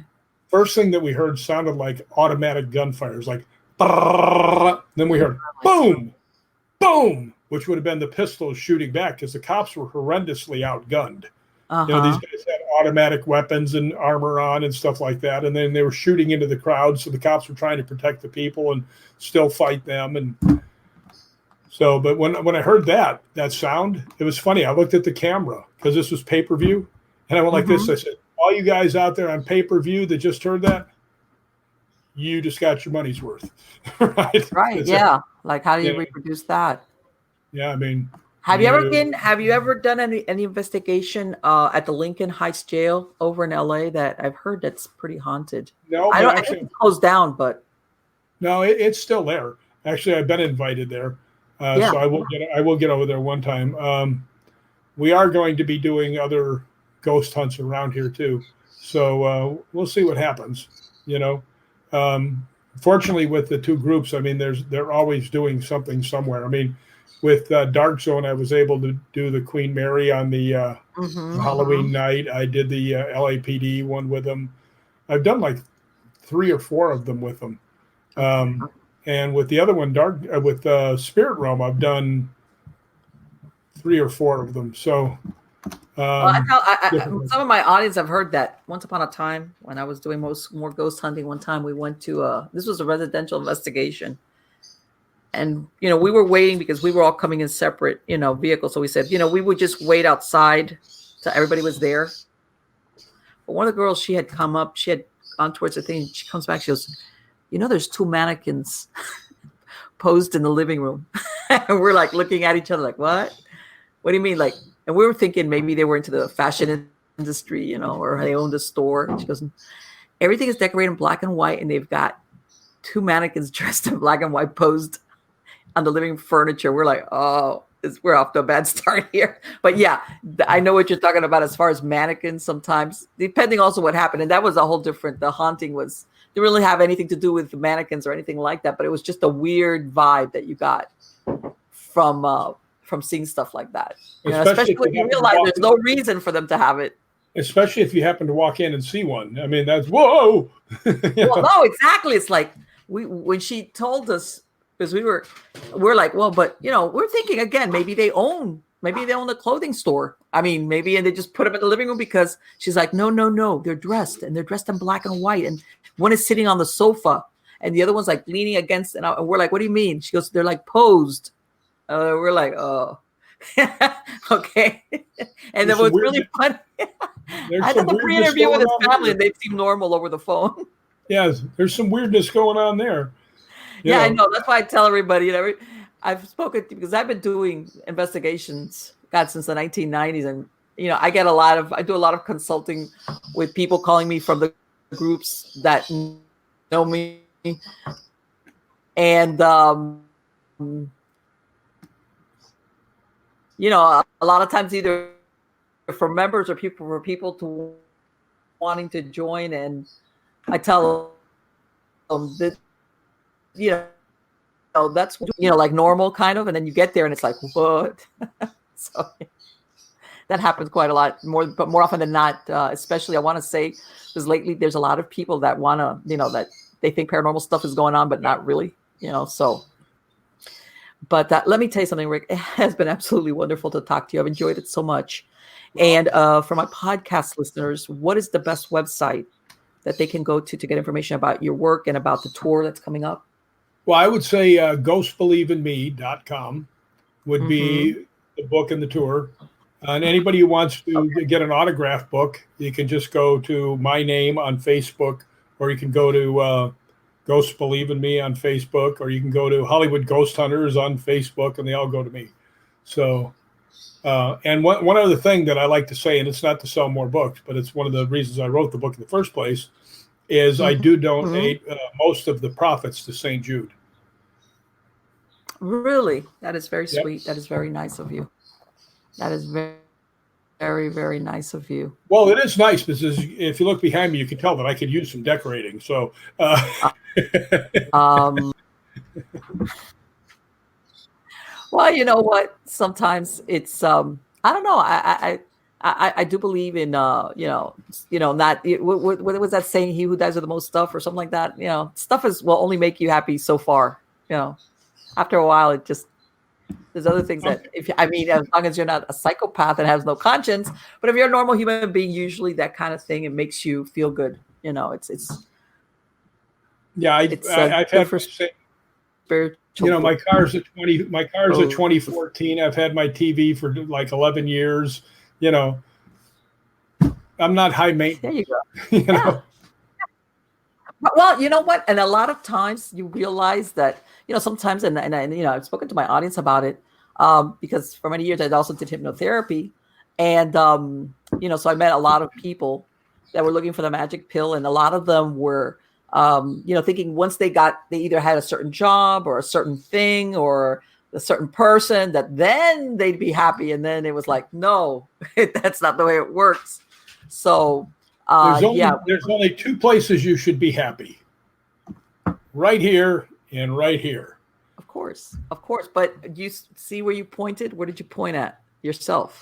Both places, yourself. It's not exterior. Inside your brain and inside your heart is where you should be happy. Right. Well, they pull those two off, you'll be okay. A lot of people, they always look on the outside. Either they're into the comparison thing or they look for the outside thing reward. And sometimes when I would they would end up coming for me for hypnosis, for different things, behavior modification, etc. It was because they were having a problem coming to the conclusion that what they thought didn't turn out to be what it was. And they were having like a reality moment thing or coming to Jesus moment thing where like, I thought I was going to be happy because this, and this, and I'm not. So items are fun to have and they're very helpful and useful, but sure. It's much better when you're happy, Let me tell you something. If you're miserable, I don't care how many things you have. It's like, and you know what I say, because people say this all the time, and I'm not trying to make self-aggrandizing or anything else. So, like the Scottish paranormal guys put me in their Hall of Fame for ghost hunting. So they said we've never seen anybody that attracts spirits like you. As a matter of fact, one of them, Allie, on the back of the book, it says, "If Rick is there, spirit is there." Let me ask you something. This is just from do you ever sweat from your palms? Very rarely. Okay. That was just something. It was that was a hypnotherapist in me. I just wanted to know something about what you asked about your suggestibility and why maybe you might be called what is it, a ghost magnet? But yeah. I do have them come to me, and as I say, because I open myself up, I'll give you guys out there who are listening a hot tip for ghost hunting. Mm-hmm. Don't ghost hunt. Go communicate. Okay, you have to approach spirits like you would if you found a puppy. You can't chase after it; it'll run away. If you stand there and talk quietly and say, "Hello, puppy. How are you? Here's my hand. Come on over." Then the little guy will come over and play with you. And it's the same with spirits. You have to approach them carefully. You can't go out and say, "You dirty son of a bitch, you better show up." Oh, you mean the confrontation? Let me ask you this. Oh my God. Somebody came to my apartment, started saying stuff like that. I'd kick their ass and throw them off the balcony. Yeah. So why should a spirit be nice, come out if I was to do something like that? Matter of fact, I told somebody one time, they said, "Yeah, we're going to provoke." I said, "Good, then we're going to ghost hunt you next." Yeah, it becomes a and I'm gonna ask this: have you ever come across a non-human entity? Yeah, I believe I have, actually, right here in my own apartment. No, you got to talk to. I'm sorry, but what happened? What? Well, it's all conjecture on my part, but it kind of makes sense. It's going to be in the next book, by the way. I wrote a script, and in the script, it's a battle between good and evil. Okay. And there's a scene where this one building, everybody's being pulled in just before they die to help in the fight. Okay, because the demons are there, and there's a small group of angels left on Earth, right? Mm-hmm. and there's many more demons. So the angels are trying to pull people who are dying in to help them. And this one cop gets caught by the demons, because you don't know where in the building they're going to pop out, and the demons catch him. And they take him up, and there's like 30 demons in a big circle, and the 3 head bad guys are up on top of the stage watching, and the Trega, the head bad guy, goes, "Have your fun with him." Well, this cop is like Chuck Norris. This one demon goes out there, and the cop beats the hell out of him, right? So the Trega is not very happy. He goes, "You two, get him," and the cop beats the hell out of both of them, right? Now he's really mad, and he says to his right-hand man, he goes, "Go get him." So he goes out there, and this cop's kicking away at this guy, and the guy just walks right through him, picks him up by the neck, and slams him on the concrete, and drags him by the neck over to Trega, our head bad guy. And he grabs him by the neck, and he's holding him out in front of him, and drool, and the whole thing you would think in a movie, the red eyes and the drool. And the cop's looking, and he looks over, and he sees a pile of bodies of humans in the corner. And he's just staring at Trega, and Trega goes, "Why aren't you afraid of me?" And the guy nods his head. He goes, "I can already see how this is going to end." And Trega says, "If you accept Satan as your Lord and Master, I'll spare you." Well, the guy reaches in like this, and he grabs a crucifix out, and he sticks it right in the demon's face. He goes, "Sorry, I already made my choice." Well, Trega snaps his neck, kills him, and throws him in the pile. But the whole thing I was writing is, if you pick a side, you have to play out the game, right? Okay. So this guy had chosen his side, and he said, "Hey, that's it, right?" I got up right after I wrote that scene, walked out, and walked into something that was enormous and black, and it was backlit, and I could see it and could just feel this energy coming off, trying to intimidate me, and it was much bigger than me. And I got to tell you, it was working when I was doing that. But when I first saw it move in the dark, because it was like 2 a.m, I thought it was a burglar. I threw my hands up, that there's somebody there, I'm going to defend myself. And then when I saw it go up, and there was the microwave behind, and there was the clock, and I saw the clock disappear with the head come up, I knew there was something between me and the clock, right? Okay. This wasn't just a shadow. There was something there. And then I saw it go up, and it was backlit, and it went up, and it was huge, right? And this energy was coming off of it. And I just knew it was trying to intimidate me, and I wasn't going to let it. But it was getting very close, let me tell you, because when you really come up against something like that you know what you're staring at, it's hard to stand your ground. So I stood there probably for 10 to 15 seconds just looking, and I couldn't see what it was. All I could see that was deep black in the shape because of the back, because I was in the dark. And I jumped over to hit the light, and there was nothing there. But I always thought that after I wrote that, where, the cop actually bitch slapped the bad guy from Satan, that maybe somebody sent me something to make me change my direction in what I was writing. Yes. People don't realize that they send out hitmen. Well, yeah, exactly. But there's more to it.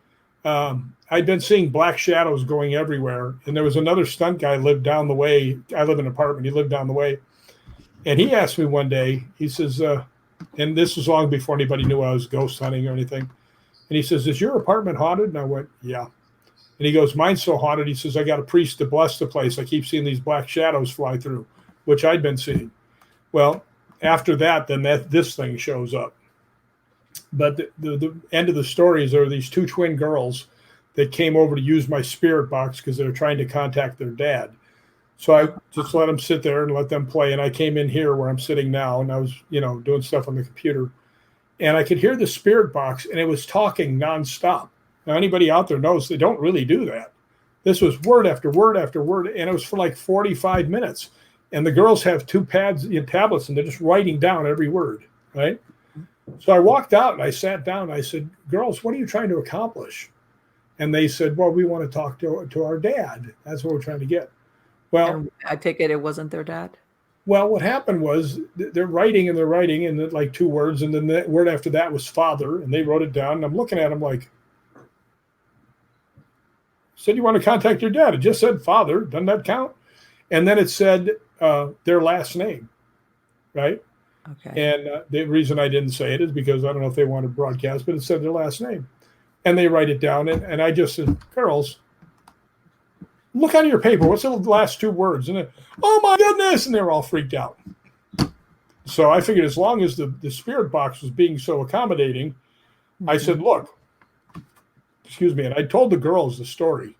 I said, I've been seeing white shadows for the last couple of weeks, and I've never even heard of white shadows. I'd see these streaks of white light, and I'd see remember Star Trek when the guy was beaming up or down? I'd see that out of the corner of my eye.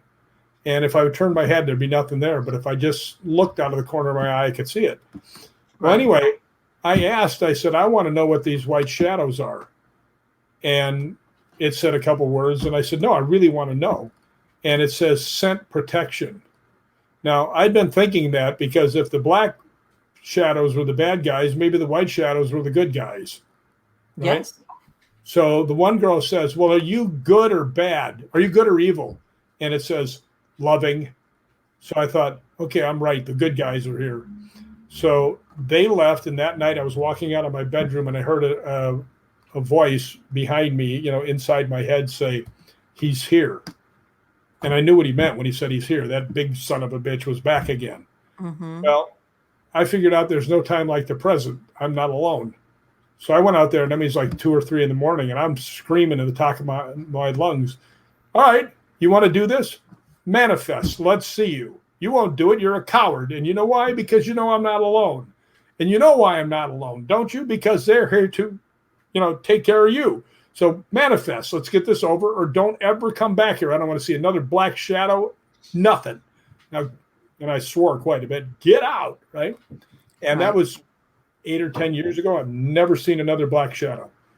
So yeah, you know what? It's incredible when people stand up to bullies, whether it's the our 3-dimensional or those that they do back off. Well, it's really kind of nice though when there's a whole bunch of backup right behind you. Oh yeah, of course. Yeah, the cavalry come in. It's like, they're back there. If it was just me, I might have been saying, we can probably make some sort of arrangement here. But I was all kinds of tough guy when I knew there was other avenues of help. So yeah, that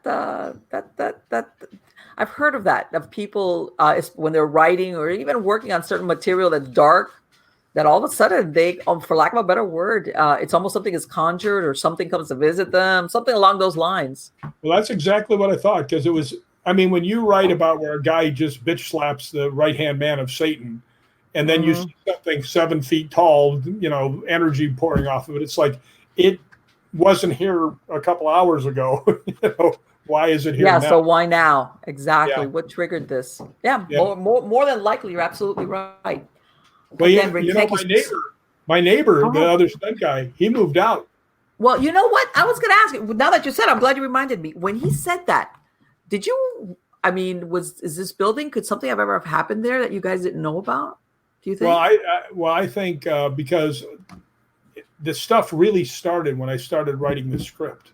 How about him though? When did it dovetail when he saw it? No, it was about the same time. Oh, okay. I thought he had been having his own experiences prior to that. No, he was having his own experiences because I didn't tell you the whole story. The first thing I saw was something roughly a black shape the size of a Doberman because I'd had. Oh my God! It didn't look like a Doberman. Non-human. That's non-human. No, it didn't look like a Doberman. It was just the size of it. Yeah, I know, but still, when you're seeing stuff like that, yeah. And this came out of the wall right at me. I just jumped back on reflex, and there was nothing there. And about an hour later, I went to walk into the bathroom, and a thing about the size of a football came out of the wall right at my face. I just jumped backwards. And then the next day, the other guy came over with his daughter, who was 5. He said, "Hey, can we borrow some movies?" And this is how the whole thing started. And I said, "Yeah, just tell me what you want," right? Because after all this stuff happened, I didn't want the little girl coming in. Mm-hmm. Right. And he goes, "Well, can't we come in?" I said, "No, just tell me what you want and I'll bring it to you." And that's when he says, "Is your place haunted?" And that's what started the whole conversation because I wouldn't let him in to get movies because I always did. Right. And he must have thought, what's up? Yeah. So that's when he told me about his stuff. And like 3 weeks after that, he moved out. Yeah. You know what? Even though I've heard of that, even though people get their house blessed and things calm down, it's just they just don't feel comfortable. Well, I will tell you one that was really got me. I was on a TV show called Home and Family. And one of the hostesses was Christina Ferrar, who used to be an actress, was married to John DeLorean and stuff like that. Exactly. Yes, I know who she is. And she told her story about having a spirit, that her and her husband would wake up and they would see this person in their bedroom at night.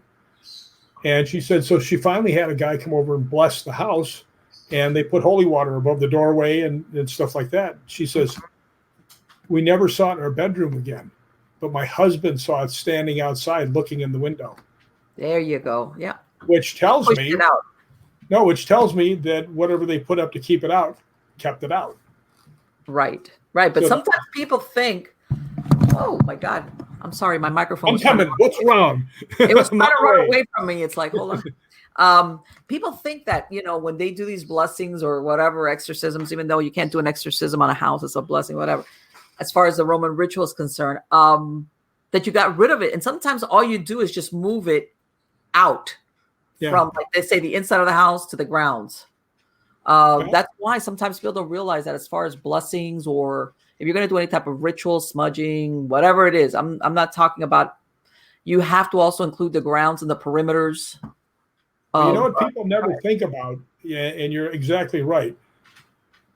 Spirits are energy. The bad guys are energy. Albert Einstein tells you that energy doesn't die. So you can do whatever you want to keep it away, but you didn't kill it. It's somewhere. It went somewhere, right? So.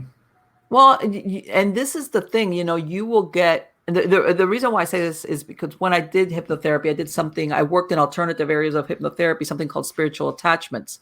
A lot of people say it's not exorcism because it was a secular thing. It wasn't, like either deliverance or anything like that. But when you get into that, there's a lot of people that say when you do an exorcism or deliverance or anything like that, whether it's a non-human or a human spirit, you're exposing them to go where? Do you see what I'm saying? Where exactly are they going? Yeah. Exactly. In other words, everybody assumes that when you get rid of them, they're like, poof, they're gone. But sometimes, basically, they're somewhere. They're somewhere. Exactly. They're somewhere. Unless you direct it a certain way for them to be taken, whether it's by angelic helpers or by light beings that you take it to a certain place. And here's the problem with that. You can get the angelic beings to throw them back to where they came from. But the person that's down there in charge of it says, hey, go on back. That's why you don't. You tell them. There's a process, which is more in depth, where basically you take them to a place of light, which a lot of them, it's depending on what type of spirit it is. Are we talking human, non-human, et cetera, et cetera? But a lot of people don't realize that. And I'm sure you've heard sometimes of people that have had attachments or they've been possessed or whatever, that's why they tell them, hey, you can't dabble in this anymore, because in a way they've always been earmarked. So even if they had somebody come in and do something, whether it's exorcise them or the house or whatever, and they start, after a while, they forget about the bad experience and they start getting into that again. And let me tell you. I can tell you something. I may have the only photographic evidence of what may be an attachment. All right. A lady called me up, African-American lady, roughly 60 years old. The kind that should have been on a sitcom, bubbly, happy, just the sweetest person in the world. Okay. Well, me and one of my guys go over to her apartment. She's got a loft apartment. Usually when I walk into someplace, I can tell you if it's haunted. As soon as I walk in, I can usually feel the spirits. Sure. Didn't feel anything and went through with all my equipment, got nothing. So I went down and she was downstairs. I said, Donna, I don't think your apartment's haunted. And she looks at me with that sweet face and goes, well, I don't think so either. And I'm thinking, why am I here? Right? All right. And she goes, well, I think something's attached to me. Now, I've had things attached to me twice, so I know what it feels like, but I don't know how to quantify it. All right? I know the symptoms. I can tell you what it looks like and stuff like that, but I couldn't quantify it. So it just dawned on me what she really wanted was to feel better, right? So I said, let me try something. So I took the K2 meter and I ran it over. I said, look, Donna, it's not going off. I said, let me get my infrared camera. And I took the infrared and I showed her. I said, look, there's nothing on here. And I just got a thermal imager. And I said, let me try the thermal imager. And it was an adapter for my phone, and I'm looking through the phone, and I went, uh-oh. Right. And right in her stomach, about 3/4 of the size of a football, was Yes. a black spot. That's exactly what it looks like. Yeah, black spot with a little purple in it. She was white and yellow and orange, very hot in this spot. So I asked her, I said, Donna, were you eating ice cream or have something cold on your stomach before we got over here? And she goes, no. I said, do you have anything on underneath your sweater? Right? She goes, no. I said, well, let me show you this. And I showed her the picture, and she goes, what is that? I said, it's something very cold. I said, so my suggestion is I would call your doctor tomorrow to find out if you have a blockage of something. Right? I said, that's not normal. I said, you should have that checked out. And I said, do me a favor. Walk up and down the stairs, because I want to see if it was a camera anomaly, because it's one of the first times I was using it. Well, all the way up, down the stairs, it's in the same spot. Right? And I have pictures of that also. So she comes down, I said, it's still there. She goes, what should I do? I said, tell it to leave. And she goes, what? I said, you're in charge of your own body. Tell it to leave. She goes, well, should I get mad? I said, yes, you should. And she goes, how mad? I said, well, pretend you just found your sister fooling around with your boyfriend.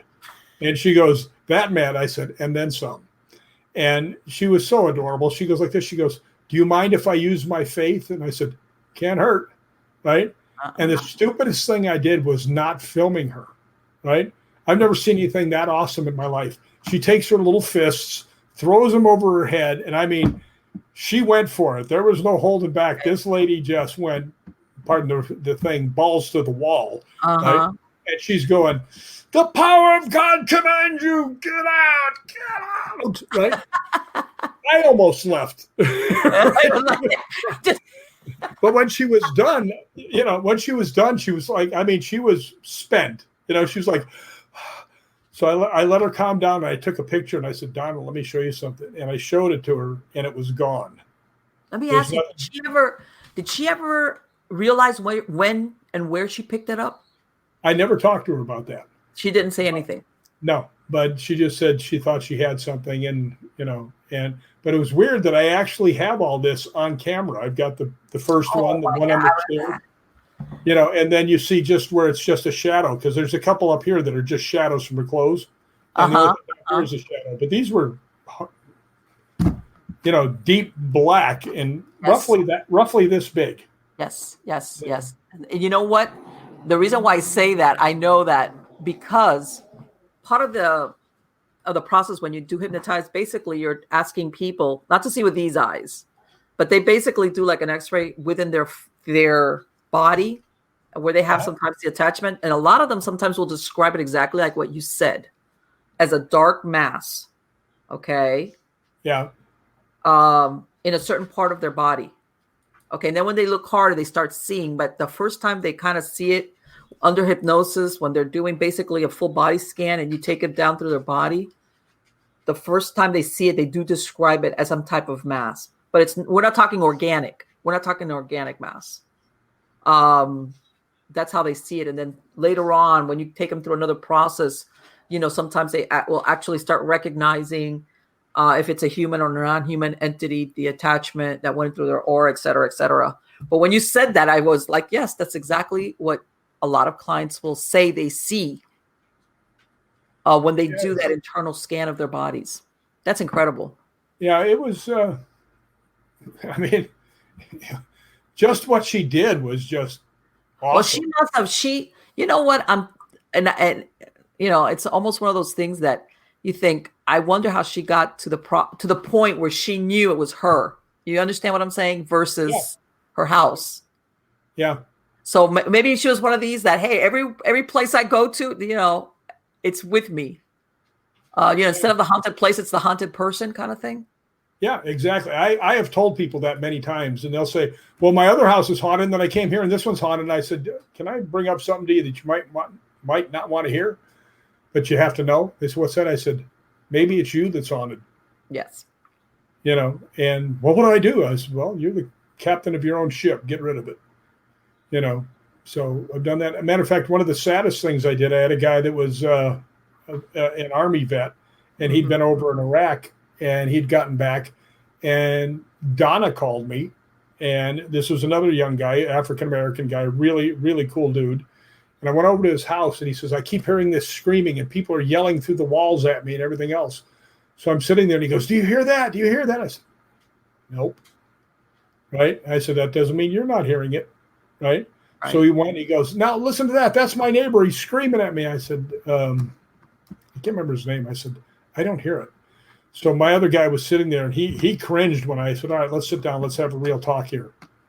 I said, do you have PTSD? And he goes, yes. I said, are you taking medication for it? And he goes, yeah. I said, when are you going to see your doctor again? And he said, in a couple of weeks. I said, tell him what's going on with you, because I've heard all kinds of stories of people having hallucinations and stuff from cross medication, that they don't work too well. So I got a phone call probably about 2 months later, and it was him, and he goes, yeah, everything's fine. I said, really? They scared everything off? He goes, no, my doctor changed my medicine. And he goes, I just have to really thank you for, telling me the straight deal. And I said, well, why would I not tell you the straight deal? I mean, so. A lot of those meds sometimes got to be tweaked.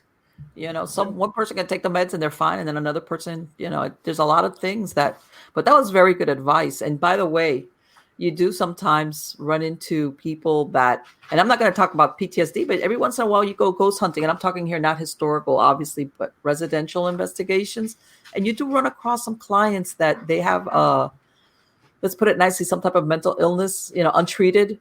And they'll, and you have a hard time sometimes telling them later on that the house is not haunted, but they'll insist that it is. Well, I actually went to another location down in Hollywood. A musician, a guitar player, had asked me, him and his friends said he's seeing things, and he's seeing, like, he looked in the mirror and saw his face melting one time, and he's having a horrible time. So I went over there, and I'm sitting there watching it, and we're investigating and things, and I'm not really getting much.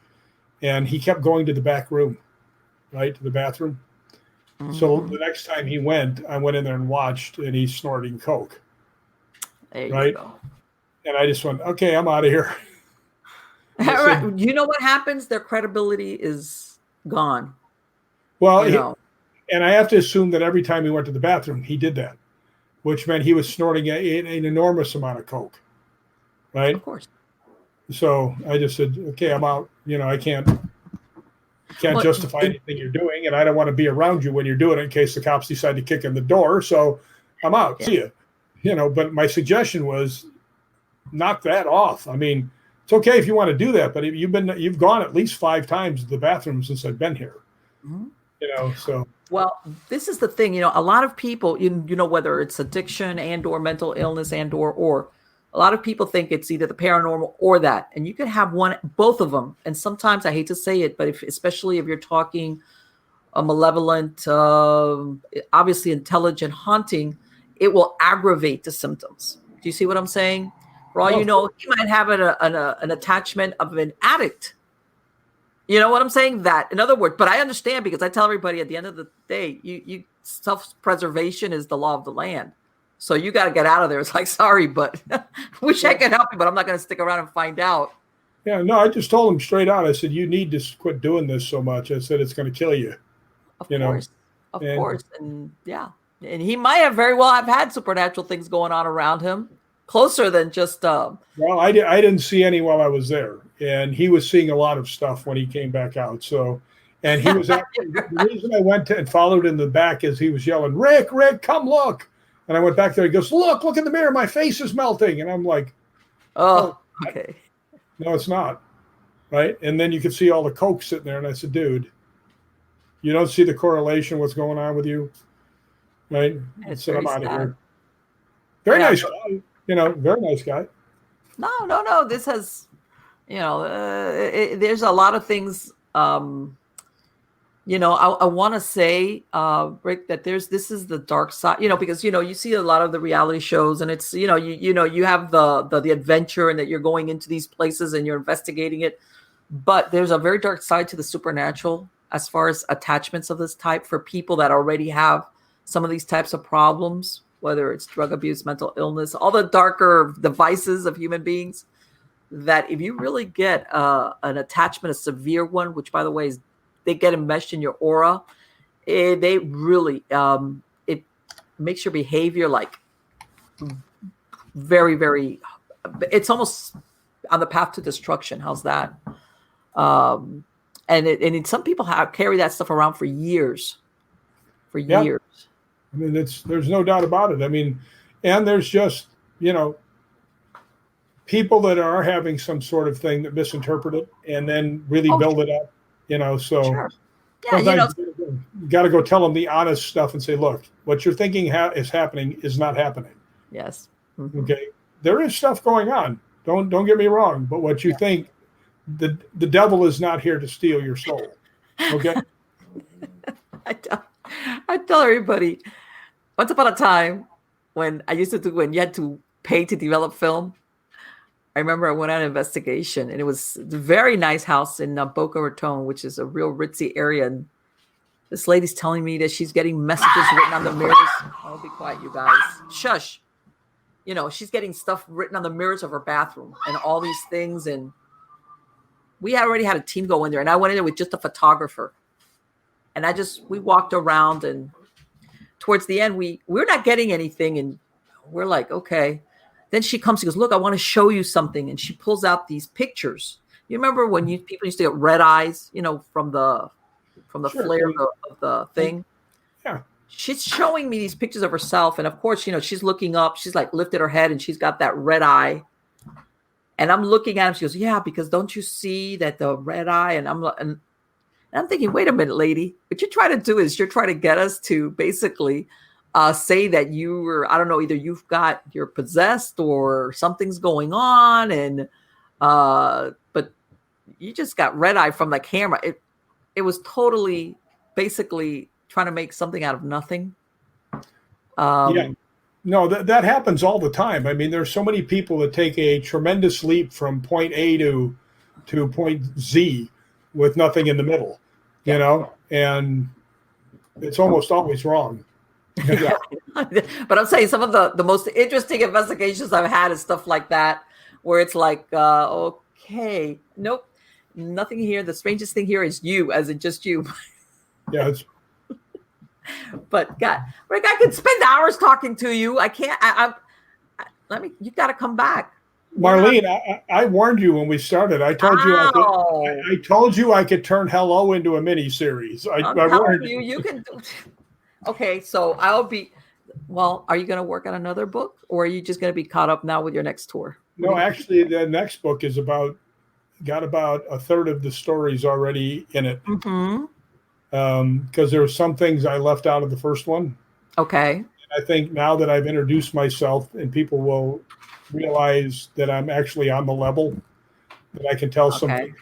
Like the thing I just told you about what was here. That's not in the first book. Okay. Right. And there's other things like that, that'll be in the book. But in my book, there's a lot of things in there that just, fortunately, there was other people there when it happened. You know what I mean? Okay. All because right. Lep Castle happened to me, right? Mm-hmm. I'm not sure I would believe it if somebody else told me it happened to them. You know what? Sometimes what I tell people is that sometimes you don't have the benefit of either a witness or a video camera or anything. But when you have that experience, sometimes just the retelling of it, because basically what you're trying to do when you tell these stories is not convince anybody. Because I'm sure maybe you have stories, like you said, that I have nobody that can corroborate the story, but this is what I experienced. Well, here's one here's the book. Okay. There you go. And on the back, there's blurbs from different famous people that I've ghost hunted with saying how I ghost hunt and things like that. And one of them, the very first one, says, Rick's connection with the afterlife is undeniable. The spirits of Lep Castle made their presence known to before he even stepped in the building. Okay, but then we found out that it actually wasn't something from the building. It was something else. God, that's excellent.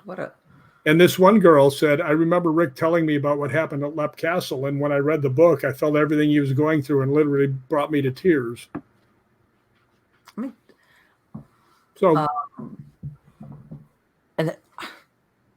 that that Hellfire Club, they had a lot of really dark things go on in there, huh? Well, there's two Hellfire Clubs, which a lot of people don't know. There's one in England and one in Ireland. I didn't know there was one in Ireland. Yeah, it's in Dublin, and that's the one we were at. And one of the reasons that I got invited to go to the Hellfire Club is that one of my relatives was one of the founding members, right? And when we got there, they had the Frank's box out, and a guy and a girl were trying to get some stuff at the Frank's box. Nothing was happening. So I said, do you mind if I try? They said, no, go ahead. So I just said, hi, my name is Rick. I came from the United States to see if I could talk to my relative, John Wilkes, right? And it said something like knee socks, macaroni, stuff that made no sense, right? And then it goes, relative? And the two people look up like, what? I said, yeah, if this is John Wilkes, I'm your relative. I said, and I came from the United States. I just wanted to say hi. And it said another word or two. Then it goes, hi, Rick, right? Now they're like, holy crap. And then I said, look, I think I'm talking to John Wilkes. I said, but you have to answer this question so I know you're related to me. Did you really turn a baboon loose dressed up like Satan into the party? Oh my right? And it goes, baboon. Right? And I mean, their jaws just dropped. And the fact is, if you can think of those three things happening within a couple of minutes, that those words baboon would show up on the Frank's box. That is incredible. Relative, the odds of that are astronomical. And I looked at it and I went, man, that's got to be some of the best tape we've ever gotten. They said, oh, we weren't rolling. Oh. But it's actually in the book. And the girl that was there backs up the story. Wow. Although hers is a little different than mine. She has a couple of the hi Rick and the relative different than I do. But you're telling me your ancestor dressed up a baboon? Yes, and turned him loose into the party. I think it might have been in England though, but still, it was all the same characters, and it actually happened. And I believe it was like the third Earl of Sandwich that he was down there with a couple of hookers. And when this thing ran towards him, he pushed them towards him, saying, take them. You want to clear a room quick? Well, he pushed them and the two girls towards him and said, take them, they're bigger sinners. And he became the laughing stock of the Hellfire Club. I bet. To the point that he went out to just totally destroy John Wilkes. And John Wilkes at one time was in Parliament. Another time, if I remember, he was Lord Mayor of London. And then he got into a big verbal fight with the king over how he was treating, some of the citizens and things like that. And finally, I guess he got the big boot. But he was one of the biggest proponents for America. He kept trying to tell them, just leave those people alone. Wow. Right, and that made him, a pariah in London. So of course. But they actually, if I've heard this, it's family history. I don't know if it's true or not, but it's. They say that actually a city in Pennsylvania is named after him because he loaned them a lot of money, right? And Wilkes-Barre was the two people that really gave the money to start the city. So I don't know if it's actually the truth, because you hear family stuff all the time that's like. Right. But people don't realize that that's exactly how towns were named.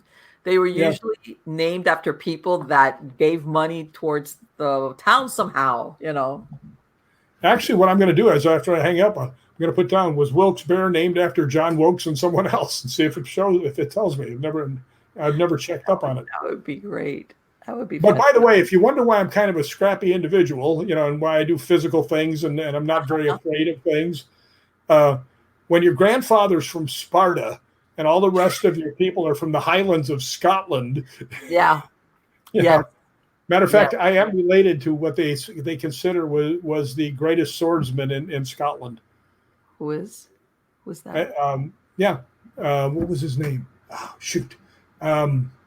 Zachary McCallum. And Zachary actually had a fight with the guy. I'm trying to remember his name now. But this guy was like 7 foot tall. And Alistair the Devastator was his nickname. Oh my God, what a name. Well, he would go in there with his huge sword and he would just pummel people to death, right? When you go in Scotland, do you wear your colors? Do you wear your tartan colors? Oh, all right. Okay, there you go, Marlene. All right. Yep. But actually, this guy came to the Campbells to take over their castle, and he was always like a guy for hire, right? And whenever he showed up, we just said, "No, we're not fighting. We're out," because he never lost a battle, right? He was a great swordsman, and everybody. This Alistair. Well, he comes out and he's going to attack the castle, and a bunch of other Scotsmen heard about it and came forward. Well, the McCallums were a member of the Campbell clan, right? And the McCallums are pretty famous because there's two branches of the McCallums, and they're both the same family. There's the McCallums and the Malcolms. And the Malcolms are very famous in Scotland, right? But it's the same family. But he's out there, and all of a sudden the opposing force comes up, and Alistair comes out with his giant sword, and he sticks it in the ground. He goes, "Well, how about we do this so I don't have to kill all of you? How about you send out a champion, and then, whichever one of us wins gets the castle." Right? So he stood there, and nobody was coming. Finally, one guy walked out, and he goes, "There's three things that you can count on in Scotland, or that a Campbell can count on: stone, limestone, and a McCallum," right? So Zachary McCallum came out, and they went to battle, right? Okay. And Zachary desworded him, and when they desword the guy, it's over. Right. And Alistair turned around, picked his sword up, turned around, and the entire army left. But after that, Zachary was in another fight against the MacDonalds, and he actually killed 7 people in a row and got to the clan chief. And when they squared off, somebody killed him from behind with a scythe. Oh. But they just said he was by far the best swordsman. Because some of those clans had their own feuds going on, right? Oh yeah, the clans, the MacDonalds and the Malcolms and the Campbells and the McGregors, they were all. And I mean, long-standing feuds, from what I understand. Oh, yeah, the Stewarts and but a lot of the clans, like the Campbells, the McCallums, they're part of the same clan, and then there's the other ones. The Campbells were really big. The Stewarts were really big. Right? Matter of fact, 2 of the guys in Scottish Paranormal are named Stewart. And when we went to Glamis Castle, we got charged to get in. And I looked at him. I said, you'd think that a McCallum and a Stewart could get in free. Like, nah, you got to pay, right? Once upon a time, baby. Well, there's like 3 kings, Malcolm. And then the Stewarts were like the biggest people in Scotland, I mean, is that Glamis Castle? That's got a dark haunting now when you say it. I mean, they've got the curse, a family curse, and beautiful place though. And I mean, they take you around, and it's all still got all the old furniture and stuff. Gorgeous place. I know, I've heard. Matter of fact, I don't know. That might be one of the places we're going to stop. Well, then I urge people to check out your website. I'm going to have to check out my website. I haven't looked at it for quite a long time. Let me tell you something. I think everybody's ready to go and have a good time and party and. Well, I know 3 of the places we're going to ghost hunt are absolute bucket lists. The Balgony Castle, where I've been many times. The other 2 I haven't been to. One is like Bannockburn Jail, and the other one I can't remember. But they're all really, really something, So let me tell you. I can't tell you how much I'm looking forward to getting back there. I miss my friends. Yes, everybody. I'm telling you, and this is the thing. Everybody before you, we were talking about it. A year goes by quick before you know it. Well, I got to tell you, when you live by yourself, you don't have a girlfriend, any kids, you don't have a dog or a cat. It doesn't go by fast. I've seen every episode of Gunsmoke at least 10 times. Okay. Every time Gunsmoke comes on, the part where he walks down the street and they have the gunfight. Yeah. I gunfight him every single time. I'm always up there, yeah, pow, I mean, when you're alone, you have to do weird stuff to entertain yourself. That is such, and I've looked at some of these old shows and, God, no more Miss Kitty, huh? I mean, but those shows were great. I mean, Bonanza, Big Valley, all of those. Well, you know what? Not really. When you go back and look at it, every girl that fell in love with a Cartwright died. I know. Right? It was like nobody. This family show, they killed like 2 people per show.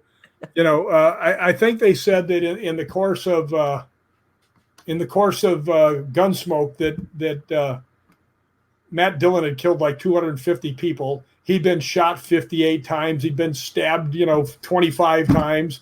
And this was family entertainment back in the day. Right. Well, what was it? It's almost like, those that they say, when you looked at the original Star Trek, if you were one of these secondary characters that came out at the beginning, you knew that you were. That was it. You know what the thing was? If you were one of the general population on Star Trek, you wore a red shirt. And as soon as they had red shirts beaming down. Yeah, exactly. Red shirts. I mean, it was a running joke. You're toast. It's funny. One of the biggest characters in the history of Star Trek is a friend of mine. And he played the Gorn, the giant lizard guy who... yes, I know that. Yes, that he fought with. Yes. Yeah, and he says, I was doing a movie, and this one young guy that nobody was being nice to, right? He was one of the cast, and he was a little shy, I think.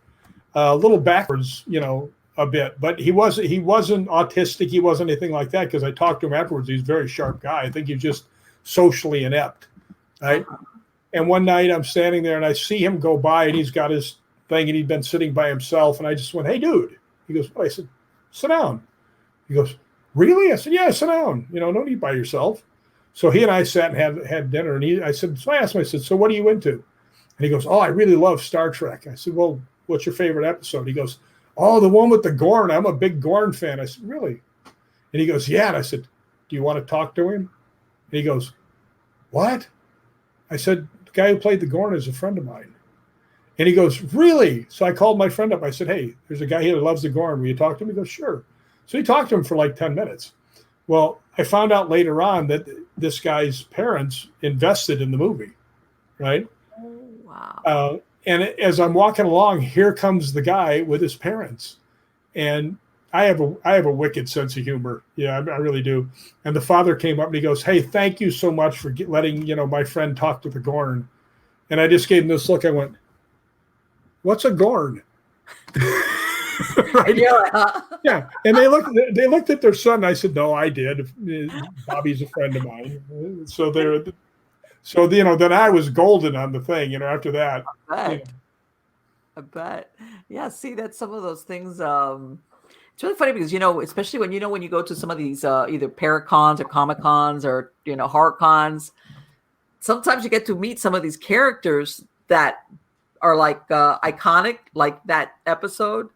That it's incredible that a lot of these older shows, like I said, it's more nostalgia more than anything else, but they're very iconic as far as pop culture and stuff. People are more drawn to it, I guess is what I'm saying. Well, what's really strange is that I know most all of them, just from being around for so long. I mean, my best friend plays Jason. One of my other good friends plays Leatherface. I know the Gorn. I know the guy who played Michael. I know two people who played Michael Myers. I've met Robert Englund several times. I mean, right. I told somebody at a convention, we were up on the stage, me and Kane and Danielle Harris, who was in Halloween and all the Hatchet movies and things like that. And they asked me, they said, "Rick, it's really interesting. You're a stuntman and a ghost hunter." He said, "That's real hard to find." I just pointed at Kane. I said, "Well, there's another one right there." There you go. Because he and I founded the Hollywood Ghost Hunters together. But they said, "Yeah, but it must be so cool." I said, "Let me give you for instance. I was playing golf yesterday before I came here. I was playing with the guy who played the Gorn from Star Trek." They're like, "Yay!" Because they're all into that stuff. Yeah, uh-huh. I said, we got to the 18th hole, and George Wilbur was standing there waiting to talk to us. Michael Myers from Halloween. Yay! Yeah, I said, I go and I'm getting in my car, and my phone rings, and I answer, and it's R.A. Mihailoff, Leatherface, right? Yeah, I said, I got home, and I'm walking up the stairs. I hear my phone ringing, so I run up, and I answer, and it's Kane, Jason Voorhees, right? And they all, yeah, I mean, they're going crazy. And I said, "Now listen, that all sounds really cool, right?" Yeah, I said, yeah. I said, "There's one problem with this. Where's Heather? Where's Bambi? Where's Barbie? All I got is a giant lizard and serial killers." Right?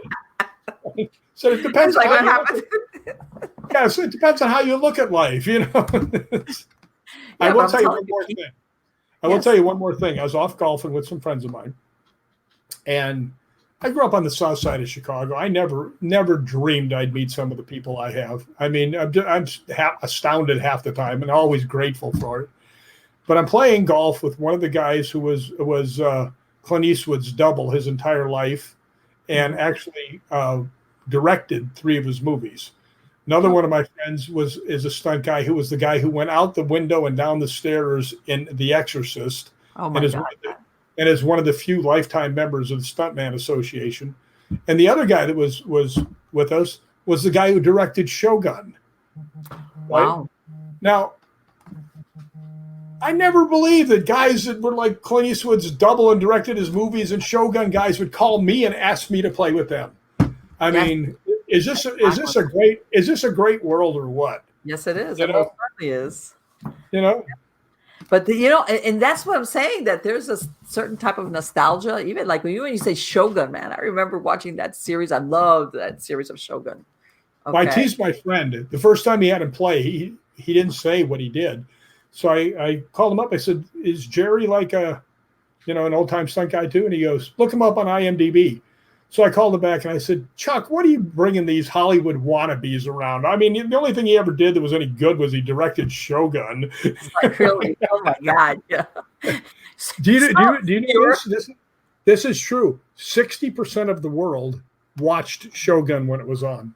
Yes, people don't realize that. I remember that was a great miniseries. Well, you know what? Also, there was a time period where a lot of series came out, but Shogun was great. But you know why everybody watched it? There were no VCRs. There was no DVRs. If you liked the show, you had to park your in and watch it. Yeah. So.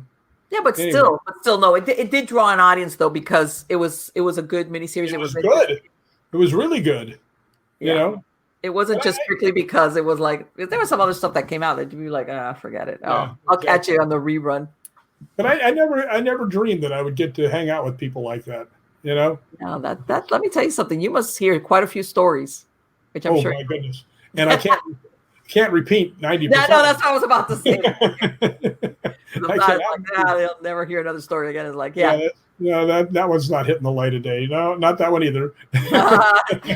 Hey, when you go through the Rolodex in your head, it's like, no, not that one. No, not that one either. Yeah, let's see. That one goes out. That one goes out. Nope, can't use that. Pretty much I got a big empty head, which most people think I already have anyway. So believe it or not, it's all stored up there in your subconscious mind. So says the hypnotherapist.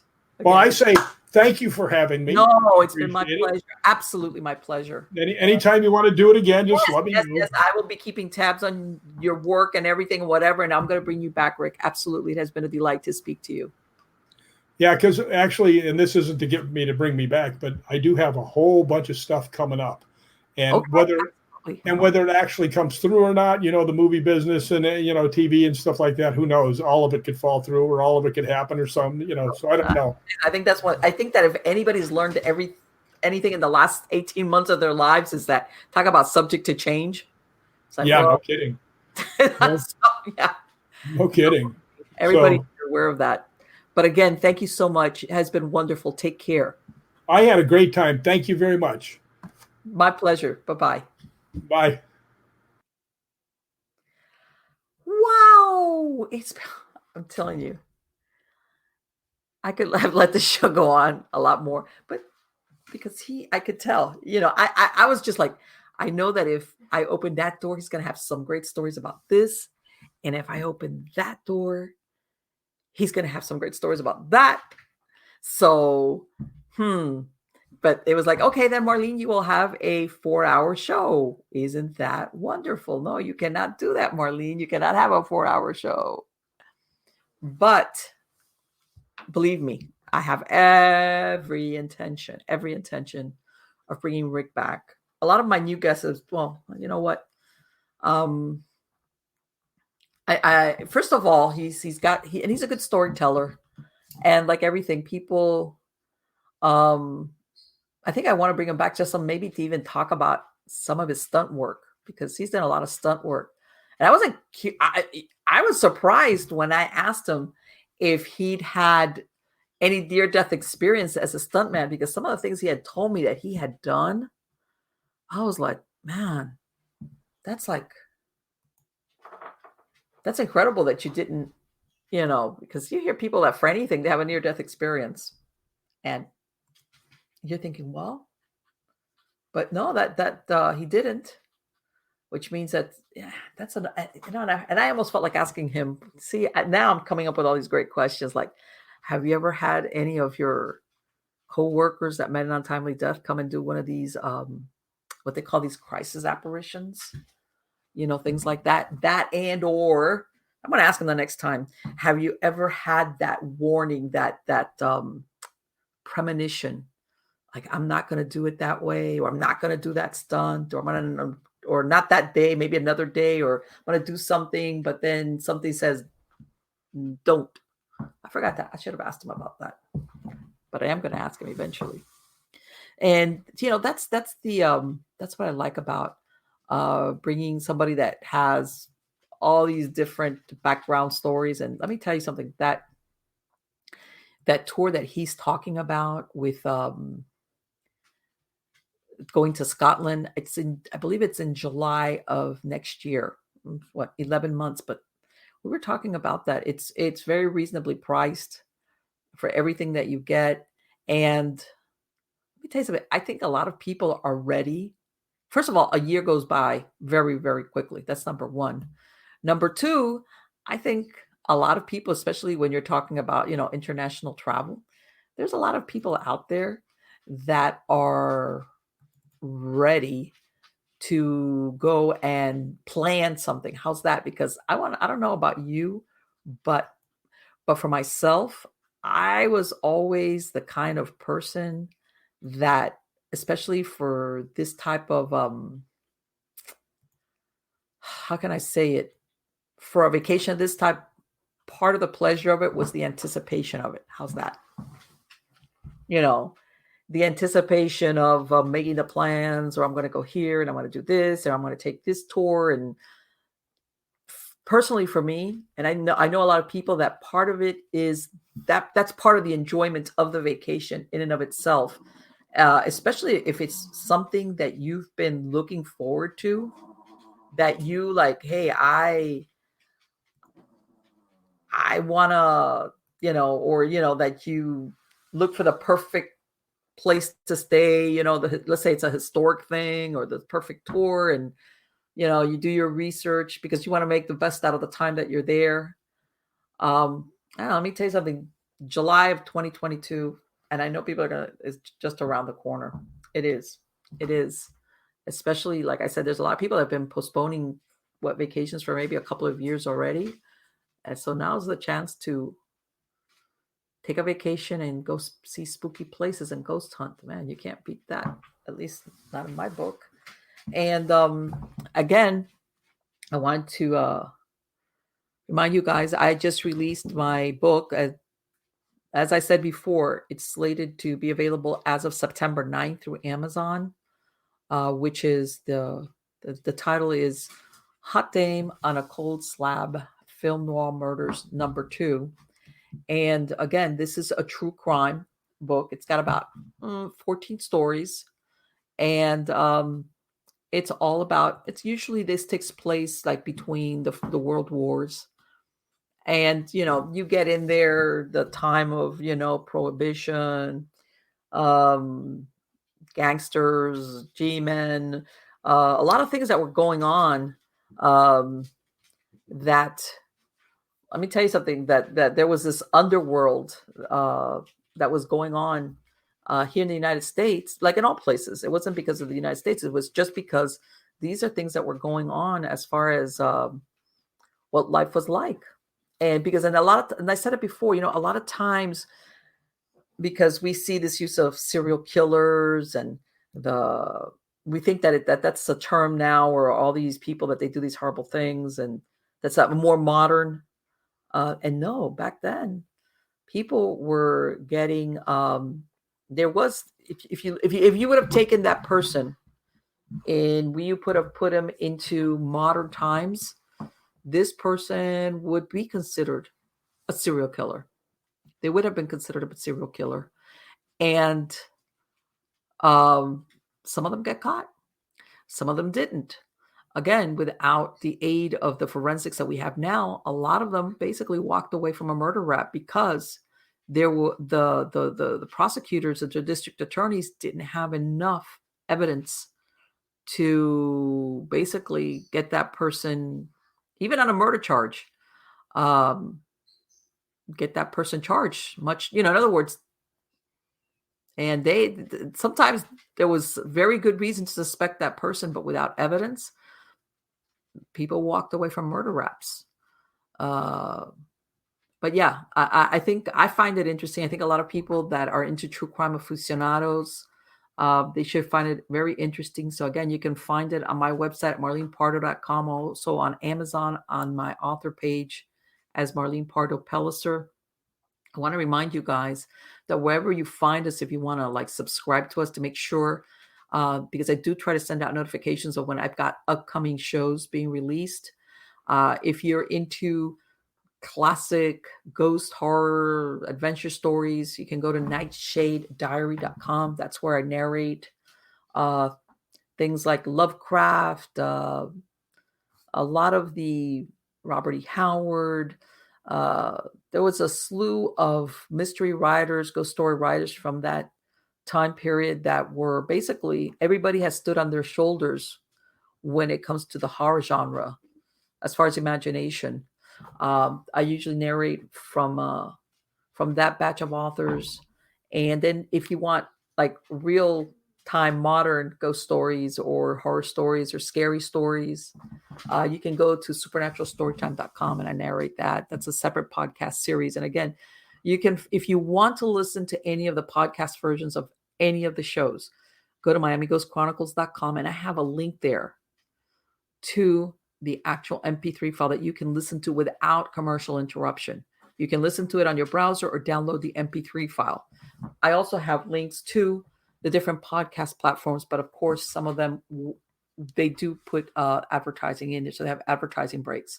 But if you want to just listen to it, go to miamighostchronicles.com, marlenepardo.com, and you can do that right then and there. But otherwise, you can find me anywhere. You can find me on Spreaker, iHeartRadio, Stitcher, iTunes, Mixcloud, Podcast, Podmatic, Podbean, all the major podcast platforms. You're going to find me. You can also look for my shows. If you have a home system, let's say like Sonos, you can look for Stories of the Supernatural. You can look for Nightshade Diary and Supernatural Storytime. And you can listen to podcasts through your, for example, your Sonos system. If you want to listen to it that way, or your Alexa. I'm also on Amazon Podcasts. You can find me there. Again, guys, I want to thank you so much for being part of my audience.